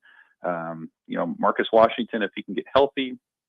And I know, Matt Rule has said, and I thought he was pretty wise in saying, you don't want to rely on these freshman receivers to come in right away and be a big part of the offense. But I do think even if it's not at Minnesota or at Colorado, there's going to be a point in September or October where somebody's going to step in and maybe be an impact guy. Maybe that's Malachi Coleman or Jaden Doss or whomever. So, yeah, I think you kind of need to figure things out a little bit early on, let some of these older guys prove themselves as major contributors. And then I think you have enough talent in the back half of the season that you're going to probably add some more depth as well.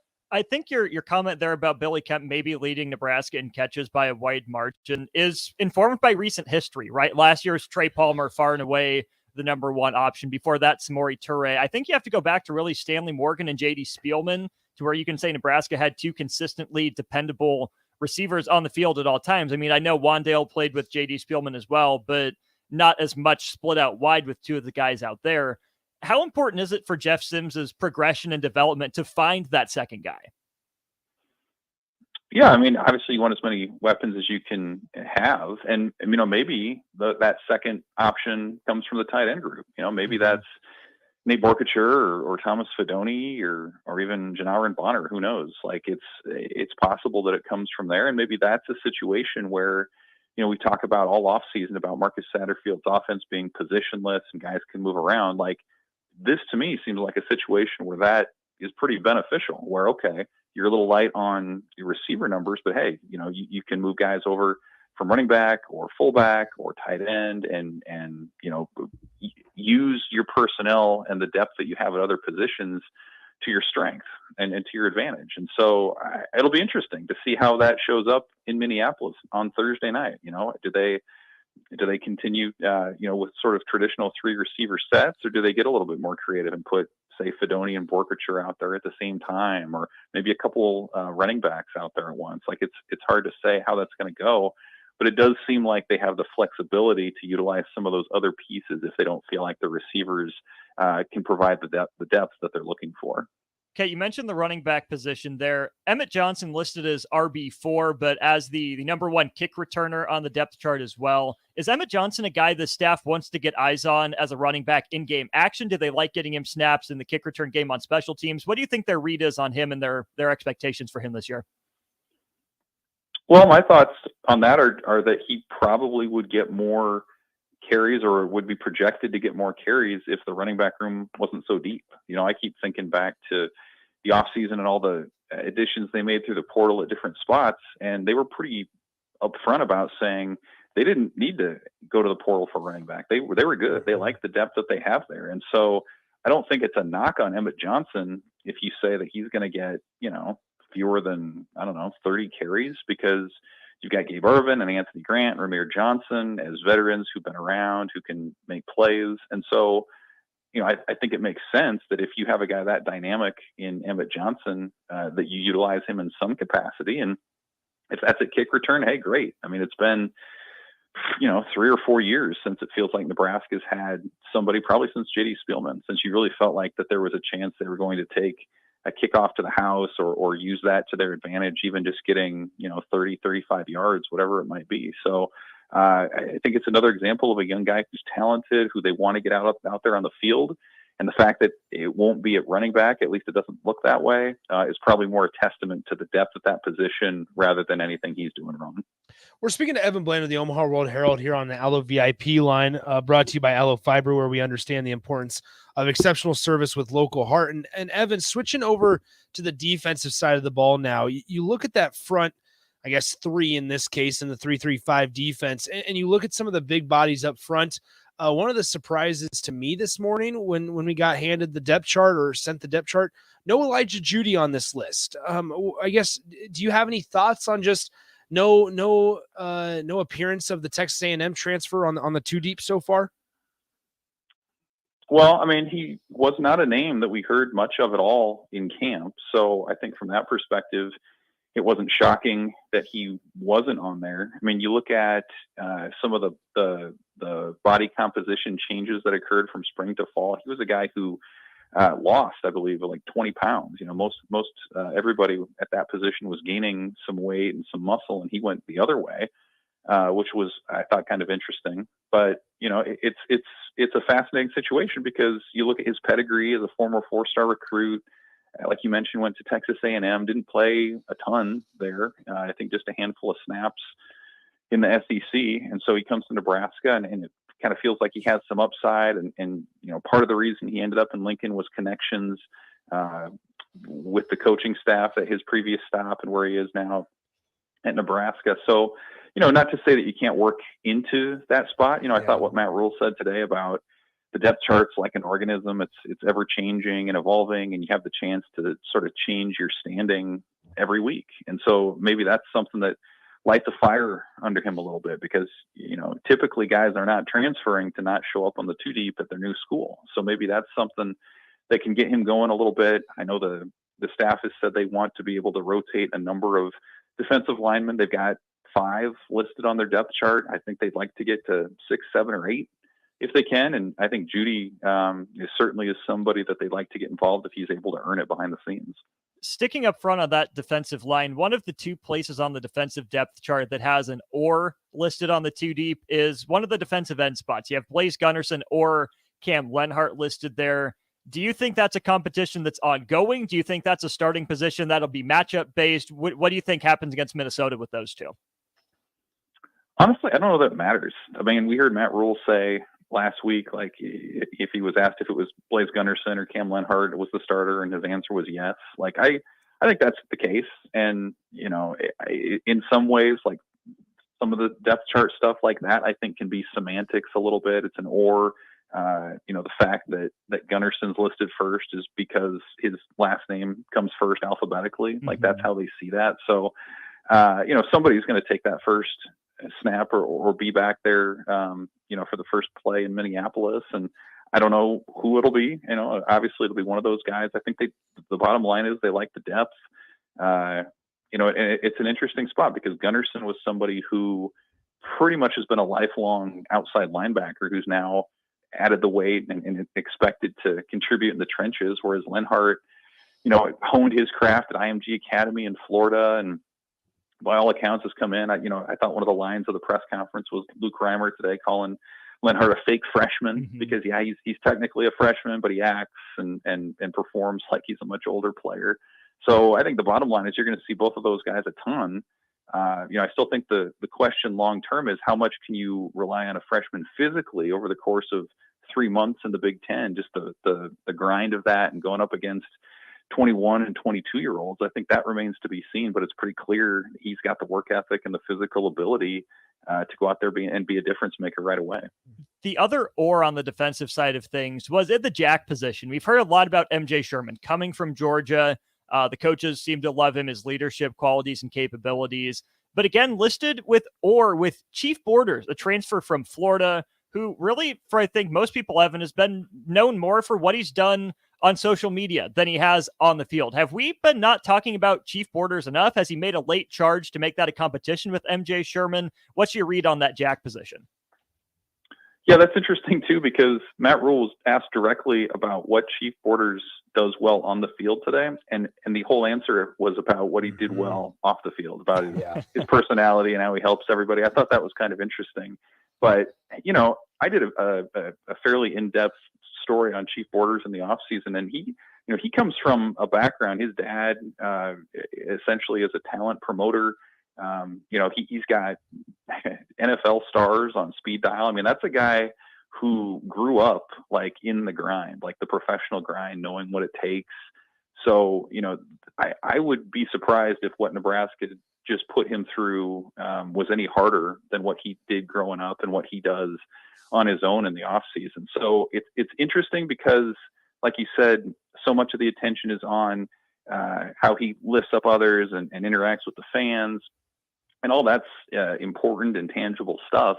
But it does seem like he's somebody on the field who embodies sort of that blend, where maybe he's not quite big enough to be a defensive lineman, but he's hard hitting enough that you don't want him to necessarily just be a linebacker. So I think that position is going to suit him well. I know he felt like when he left Florida, like he wasn't getting the opportunity that he felt like he had earned behind the scenes. And so this is a case of a transfer who's coming in and who has earned that respect from the coaching staff. You see him on that OR line, and I think it'll be really interesting to see how he contributes on the field here just coming up. We're speaking to Evan Bland of the Omaha World Herald. Evan, is going away from the depth chart for right now. I'm curious, next Thursday's Nebraska versus Minnesota, obviously. Minnesota, they have their defense last year. In total defense, number 9 in the country, in scoring defense at averaging just, allowing 13.5 points per game or so, ranked 4th in the country. I mean, what is Nebraska going to have to do on offense with a new quarterback, with if Gabe Ervin stays as the number one, the starting running back, with Gabe Ervin and trying to orchestrate a 1-2-3 punch with those 3 guys in the backfield? What are they going to have to do on offense to just kind of defeat PJ Fleck, who, by the way, Minnesota's won the last 4 games against Nebraska?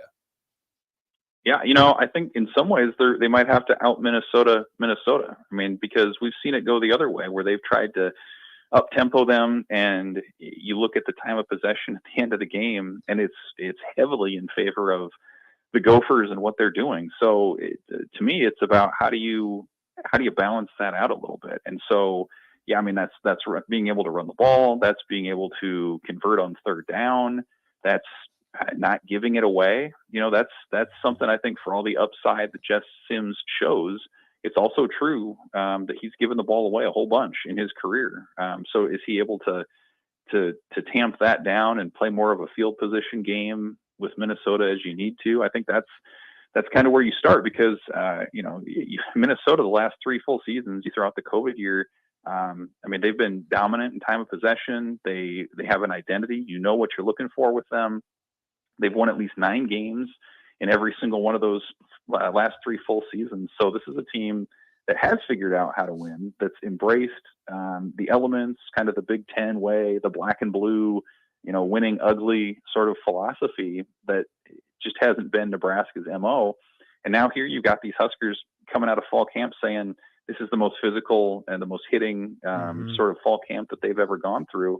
It'll be really fascinating, I think, to see how that translates against an opponent that really, in a lot of ways, plays the way that Matt Rule and Nebraska want to play moving forward. Well, you mentioned Jeff Sims. I mean, obviously, we all know his history of, unfortunately, being a little, loose with the football and stuff.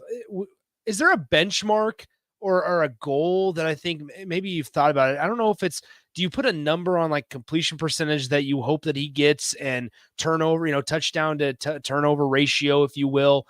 Marcus Satterfield mentioned a couple weeks ago, or just maybe last week, that he had completed 65% of his passes in fall camp. Casey Thompson completed 63% last year on the year for Nebraska. I mean, is there, how do you quantify, if any way, Jeff Sims and having a successful season in that regard, I suppose? Yeah, I mean, that's the first thing I think of is what Marcus Satterfield said last week. 65% completion is what you're looking for. From a touchdown pass to interception ratio, you'd like at least 2-to-1, probably better than that. And I think Matt Rule said it pretty well too, where you want to walk a fine line between taking care of the football, but also being explosive, right? Like you could play really conservatively and not turn the ball over, but you're probably going to go 3 and out, or you're not going to score a lot of points. So you also have to find a way to be explosive, but be smart about it. And so in some ways, I think what'll be telling is how this offense caters to what Jeff Sims does. Because if you look back at his time at Georgia Tech, in a lot of ways, he had not a ton of help offensively. Like he was asked, you look at like the fastest guy in high school is often the quarterback, and that guy ends up kind of scrambling and making plays. Like you saw a lot of that at Georgia Tech with what he did, and he was just kind of asked to go out there and do it. And so sometimes, when you do that, you are going to give the ball away and things like that. So I wonder if things are really as sort of buttoned up and scripted and pre-planned as has been indicated, how much that might help him, moving forward. And I think the other piece that'll be, fascinating, telling to watch with him is how often he decides to pull the ball down and run. Because again, you don't want to do that more than 8, 9, 10 times a game, because you're really exposing yourself to injury and turnovers in that regard too. But on the other hand, if you don't have playmakers, and you don't feel maybe confident in the running game, that's what you have to lean on. We've seen that a lot at Nebraska in recent years too. So I think how he does in this opener against a defense that's been opportunistic really in its own right, will be another early sign of what this offense can be this season. Evan, I was going to ask you about that number of carries for Jeff Sims. I think you put a good target number on it, but to wrap up, what's a good yards per carry average for Nebraska running backs to be shooting for to help Jeff Sims reach those passing benchmarks you were just talking about? Is 5 too ambitious? Is 4 enough? Where do you fall with the running backs yards per carry?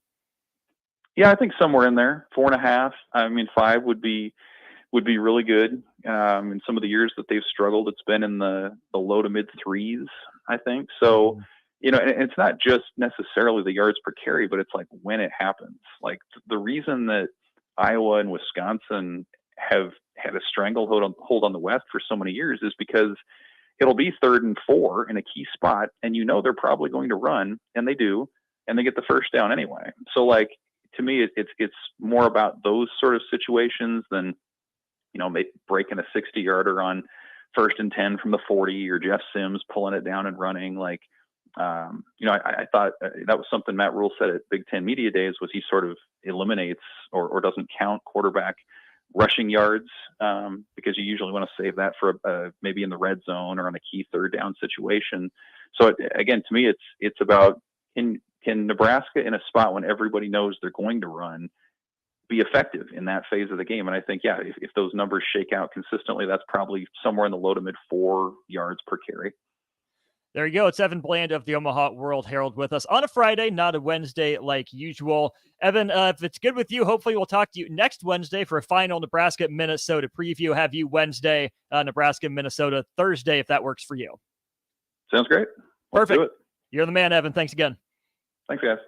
Evan Bland with us on our Allo VIP line, brought to you by Allo Fiber, where we understand the importance of exceptional service with local heart. If you missed any of the interview there from Evan, any of his answers you want to go back and listen to, that'll be up on the podcast later tonight. Make sure you check that out wherever you get your podcast. We'll step aside, wrap up on the block after this. Integrated Life Choices has been inspiring opportunities for individuals with disabilities for more than 15 years in Lincoln and across Nebraska by offering a number of services. From group homes to independent living resources and job training, you'll find the support that allows people to live fulfilling lives. They're also hiring. If you're looking for a rewarding career supporting people with developmental disabilities, you can check out open positions along with learning more about services at ilc.net. Integrated Life Choices. Sandhills Global is hiring. Check out sandhills.jobs for more information. Sandhills is looking to fill hundreds of new openings in sales, traveling support, software development, web design, and more. Sandhills has a professional culture and is fast-paced with a focus on growth, innovation, and leading-edge technologies. Career and internship opportunities are available at our global headquarters in Lincoln, Nebraska. Apply today at sandhills.jobs. You've driven by GE Landscape Supply countless times, likely without even knowing, at 6701 Cornhusker Highway. Now it's time to stop in. GE Landscape Supply sells to homeowners and contractors with a vast selection of landscaping and construction materials. They sell in bulk to save you money, and you can buy anything from a 5-gallon bucket to a semi-load. And don't forget, they deliver anywhere. Stop by 6701 Cornhusker Highway from 7 a.m. to 6 p.m. Monday to Friday and 7 a.m. to 4 p.m. on Saturdays. Go to GELandscapesupply.com for more info or call 402-467-1627.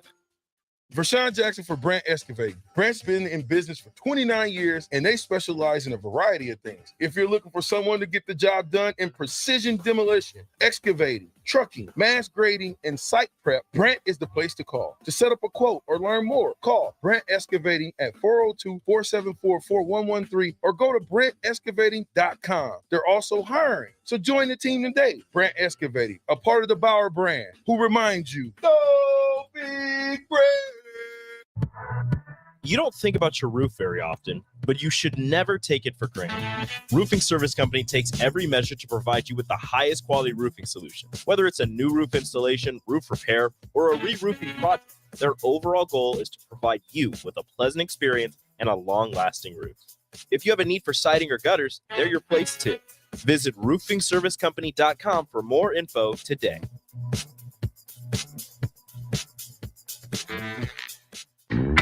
Ironhide Construction has an immediate opening for an administrative assistant in their Lincoln office. The ideal candidate will have experience performing a variety of general office, administrative, and clerical duties. If you have excellent communication, interpersonal, and organizational skills, and are the type of person who enjoys keeping track of all the fine details, then this job is for you. Learn more online at ironhideconstruction.com/careers. Ironhide Construction. Quality buildings and genuine service at a reasonable price. Lane's Cover Crop is your one-stop feed shop. Call us now for spring and summer forages, CRP mixes, and fall cover crop blends. We do farm-specific consulting for practical and efficient seed blends to fit your geography and goals. With a very diverse inventory, we will tailor a blend just for you. We're also looking for contract growers, and we buy and sell rye. Find us online at plainscovercrop.com. Timeless agronomy practices paired with modern technology. East Highway 20 in Orchard and across Nebraska. 93.7 The Ticket, Fox, KFXL weather. Brought to you by Bryant Air Conditioning, Heating, Electrical, and Plumbing. The wicked forecast for today, we'll see one more hot day. Sunny skies to start, then a chance of showers and storms this afternoon. We'll see a high of around 97. Tonight, we'll see a chance of showers and storms below of around 68. Tomorrow, continued chance of showers. So much cooler tomorrow with a high of around 82. Meteorologist Kyle Buck for 93.7 The Ticket and theticketfm.com. Summer is near. Now's the time to clean or replace your furnace filter to get the most out of your AC. Find energy-saving tips at les.com/save-energy. You had to know that when Wingstop set out to make a crispy, juicy chicken sandwich, they wouldn't make it in just one flavor. They'd make it in all 12. Like lemon pepper, mango habanero, hickory smoked barbecue, and OG hot. So why have one new favorite chicken sandwich when you can have 12? Try the new sauced and tossed Wingstop chicken sandwich today for only $5.49 at Wingstop, where flavor gets its wings. Valid for a limited time and available at participating Wingstop locations only while supplies last. Price subject to applicable taxes and fees. Okay, it's time to sell the house. How do we even begin to choose from the hundreds of realtors in town? Easy. We make a pros list. You mean a pros and cons list? No, just a pros list. We need someone with pro photography to showcase the house in the best possible way, pro marketing to make sure we get maximum exposure, pro negotiations so we know we get the best price. This is one of those times where you already know the right answer, isn't it? You know it is. Ben Bleicher and Professional Realty Group. Contact Ben Bleicher and the team at Professional Realty Group of Berkshire Hathaway's Home Services Ambassador. Online at prg-ne.com. IT projects piling up again? Managing IT can definitely be frustrating. Whether you have an in-house IT department or you manage it yourself, let Hamilton be your experts. At Hamilton, we take the frustration out of your business tech issues with managed IT solutions. We specialize in co-managed and fully managed IT. Does your business need better managed IT? Hire your local experts. Hire Hamilton at hamiltonisbusiness.com. The captain, Vershawn Jackson. You're going to have to run the ball. So they're going to run the ball, dude. I'm trying to tell you. Listen, if they throw the ball around the yard, the games are going to get ugly, okay? If we go out and we ball control, we got a shot to maybe win some games. But if we go out there, man, I'm telling you, and go fun and gun, I don't think we have the guns to do that. I don't think that Jeff Sims is that guy. I think Jeff Sims is a versatile quarterback. We might see a little bit of option. It'd be nice. Yeah, there you go. A little bit of fullback in there. This is Lincoln's home for sports talk on the FM dial. The home of Kansas City Royals baseball. KNTK FM First, 93.7 The Ticket. Now back to On the Block with Strick and Austin. on 93.7 The Ticket and theticketfm.com.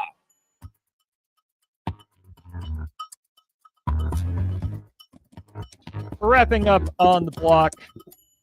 Nick, appreciate you filling in. Welcome in DP for the crossover. Sitting in your own chair, DP. Doing it. Usually Strick has your spot. Nick has a proper level of deference. I don't have Hall of Fame status, so that man gets his chair. It's his until he see the whole thing. It's your chair until you hand it over. Just like with board op and producer, you never leave the chair until somebody's ready to take it over. You hand over command to the next person. So Strick is generally here, and he's not released until after the crossover. So I honor that. And I'm like, no, do your thing, bro. But Nick, it's appreciated. Oh yeah, wonderfully. Well, you have a lot of chords that I know how it is. You want to get settled and stuff. Yeah, I'm a lot of chords person. Well, no, I completely understand because that's how Strick's the same way. Strick will come in. That's why I'm excited for the new building. Place for chords. Strick will roll in at like 120 or whatever, and just walk in while Rico and I are in the middle of a segment, and just plug in his laptop that's directly under. Basically DP's right knee right now. So when I'm sitting there, I just have Strick reaching around me, and he's like, "Here, I just gotta plug this in here. You're fine, man. Don't move. Don't worry about moving. You're fine." That's a strict vibe. Yeah, absolutely. And he just leaves his iPad just right there, just plugged in. Like he's a defender. He likes to intrude into space. He likes to be proactive. That's certainly a strict thing. So DP, this got reported about an hour ago now, and I want to get your thoughts on it.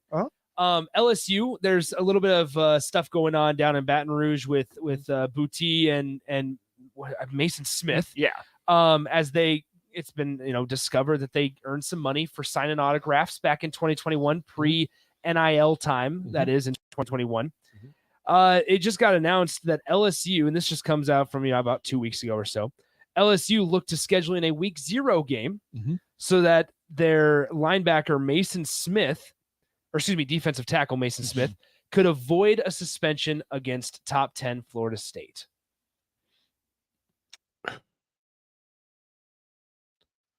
Okay, so there's two sides to this. One, most coaches work from tell me the rules so I know what boundaries I'm limited by and how I'm going to play the game. What I want are fair rules, which means the rules apply to everybody all the time, and the rules are known, right? The rules are known. So there's not a rule that exists and understood. Once the rules are in play, it is almost the responsibility of the coach to find loopholes and such. I don't process that way. Like I don't work from that, but I understand what it is. I can't be mad at a coach for understanding the rules so well that he can beat the rules. Yeah. Like he can beat the rules. Now, there is the integrity thing, but the reality is if there's no gatekeeper, there's no babysitter. Well, no, yeah. To get everybody in place to simply say, listen, you can't go back and retrofit bad behavior. Bad behavior is bad behavior. And you can tell me that, well, it's a different time. But the reality is you're who you are. Like that's the reality. So listen, if those young men's parents aren't bothered by this, and the coach, if he didn't know, why didn't you know? Yeah. What we know about coaches now is that they know everything. You have trackers, you have body trackers, you have heart rate trackers, you have social media trackers. You track everything. You track consumption, you track usage. In a lot of cases, you're trying to track thinking. No accountability allows for nonsense. Yeah. So this is nonsense. Like this is, I understand the thing that people will say is, well, everybody bet in college. No, everybody didn't bet in college. People chose to, and people didn't. I've never said to anybody, don't bet because you want to bet. You're a grown up. You're a grown up. You're responsible for you. Not my thing. So, okay, America, LSU, do your thing. Yeah, Brian Kelly said this. We looked at everything. That's the best part about it, is that Brian Kelly's out here. Brian Kelly. Just out in everything that LSU's doing behind the scenes. We looked at everything, he said. We looked at a week 0 game to bring in another opponent prior to Florida State. We looked at every imaginable option, but time ran out. Yeah. Because guess what? You can't create a game and find an opponent in 2 weeks. Well, you did it. You again, you try to find a loophole, which lets you know who they are. Mm-hmm. The loophole exists, which tells you something else. And then the young people who did a thing that it's either right or wrong. Yeah. And if it's not absolutely wrong, then okay, we can deal with it. At the time, it was wrong or illegal or against the rules. Right. But nowadays, it would not be against the rules or wrong. Let me ask you, Nick, what would your dad say if he found out you were betting on a thing you're not supposed to be betting on? What would he say to you? Be smarter than that. Austin, what would your dad say to you? Same. Yeah. I mean, like that's, and the thing is, there are things your parents have told you that they would prefer you not do. And you chose to do them until you figured out, okay. Oh, maybe they were right. Yeah. maybe that's it, right? And college is for mistakes. Yep. So there's that part where you allow young people to make mistakes and then the adults correct them and then advise them to better. This is a teachable, coachable situation. This is a learning situation. So everybody will be smarter after this dumb thing happened. Yeah. Everybody will be smarter. We'll have a better idea about what it is. I think it's simple, right? That there is a freedom allowed. You'll get into age, and then you'll get into college students, and then you'll get into college athletics. And you can say, is each thing different or is each thing the same? Like, is every 20-year-old the same? No. Is every 18-year-old the same? Is every football player the same? Is every player on the same team the same? So we're trying to learn. That's what college and education is. That's what the maturation process is trying to learn. Then how you handle the lessons that you learn is where we get better. Like, we notice the mistakes. Now what are we going to do? So now what does LSU do? Tells us more than anything that we've seen before. We're going to find out who they are. The learning and coaching aspect, I think, also applies to Michigan up in Ann Arbor. We talked a couple weeks ago about Mike Vrabel giving his assistant the job of head coach for a preseason game. Jim Harbaugh is naming 4 people head coach for the 3 games he's going to miss for a less charitable, less upstanding reason. He suspended. Mike Vrabel was not. Jesse Minter will be the head coach against East Carolina. Jay Harbaugh gets the first half against UNLV, Mike Hart the second half, and Sharon Moore gets the Bowling Green game. I don't think the purpose of it is as well intended as Vrabel is, but I still love the idea of giving all these people a chance at holding the reins. Yeah, I'm just going to accept the good from it in this, that he's giving people a chance to go through the process, to be familiar, to learn.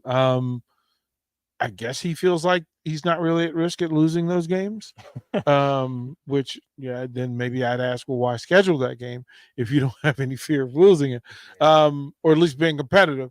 So, yeah, I'm just going to accept there are things in this that are good things. He's doing a good thing.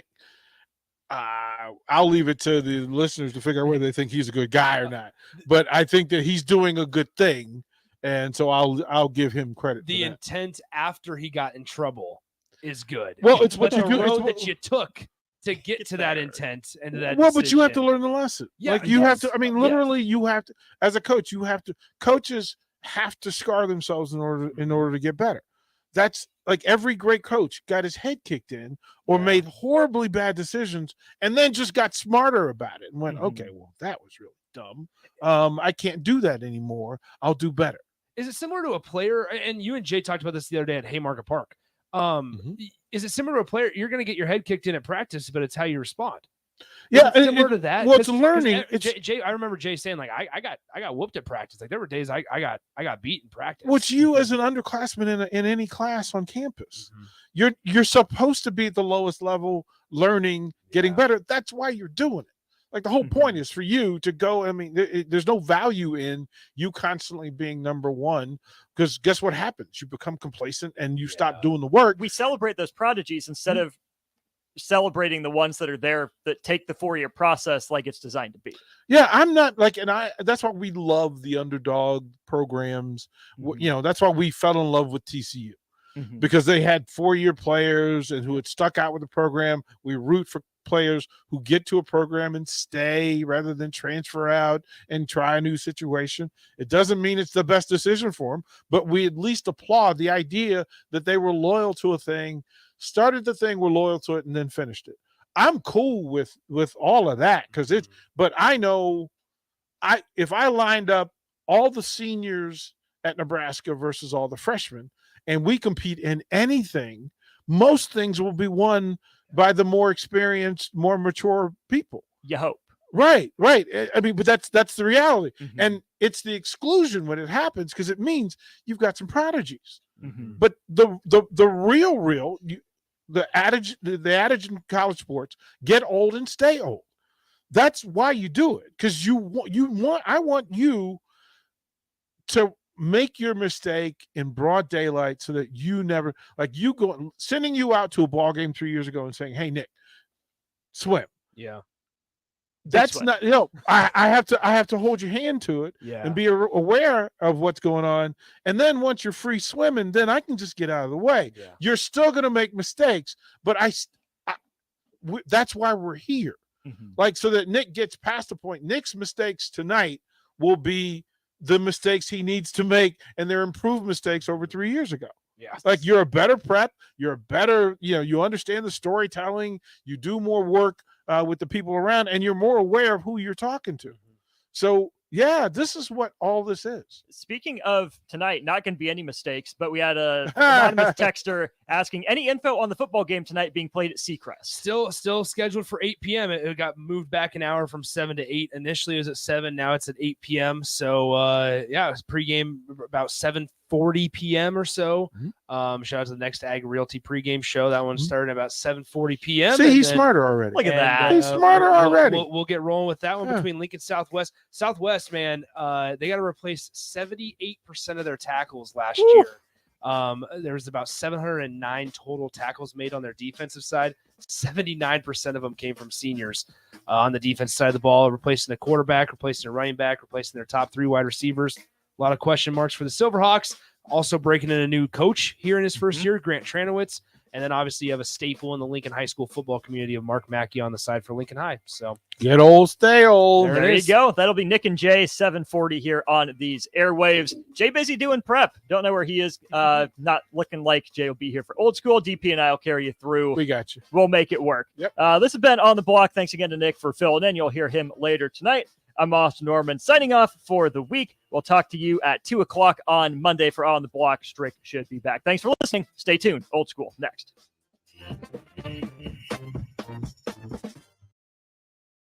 Start your Sundays off right with Jeff and Nicole Essink on Fitness Fanatics. Jeff and Nicole discuss health and wellness, how to achieve fitness goals, and more through the life of gym owners and gym goers. It's Fitness Fanatics from 9 to 11 a.m. on Sundays on 93.7 The Ticket and theticketfm.com. It's not often a man wakes up and says, I feel the best I have in years. We hear this all the time at Limitless Mail, and it can happen to you when you go to Limitless Mail and get a blood test to see what your body is missing. That's how simple it is. Schedule a free consult with Limitless Mail. Discuss your symptoms. Do the blood test. If your lab results say you're low in testosterone, we can fix that. Age is just a number. You can feel your best again. Just ask Limitless Mail. Spring is here, and it's time to wake up Judson. Judson Irrigation is eager and ready to get your sprinkler system up and running for the season. Judson's technicians will check for winter damage, adjust your sprinkler heads, and show you how to set your controller for effective sprinkling coverage. The Judson Irrigation team is here for you. Stay safe. Keep summer green. Call Judson Irrigation 402-420-6277 or judsonirrigation.com. Jay Foreman here. Join us on Thursday, August 31st for our pregame show for Nebraska against Minnesota at the Warhorse Casino in Southwest Lincoln. We'll go from 4 p.m. to kickoff at 7 p.m. with the whole ticket crew. Make sure to drop by and see us at the Warhorse Casino. Wall to Wall Wine and Spirits is now open in Lincoln. Shop our expansive collection of wine, beer, spirits, and cigars at 5040 North 27th Street. From top shelf liquor, favorite beer, wall-to-wall wine and spirits has a beverage for every taste and every budget.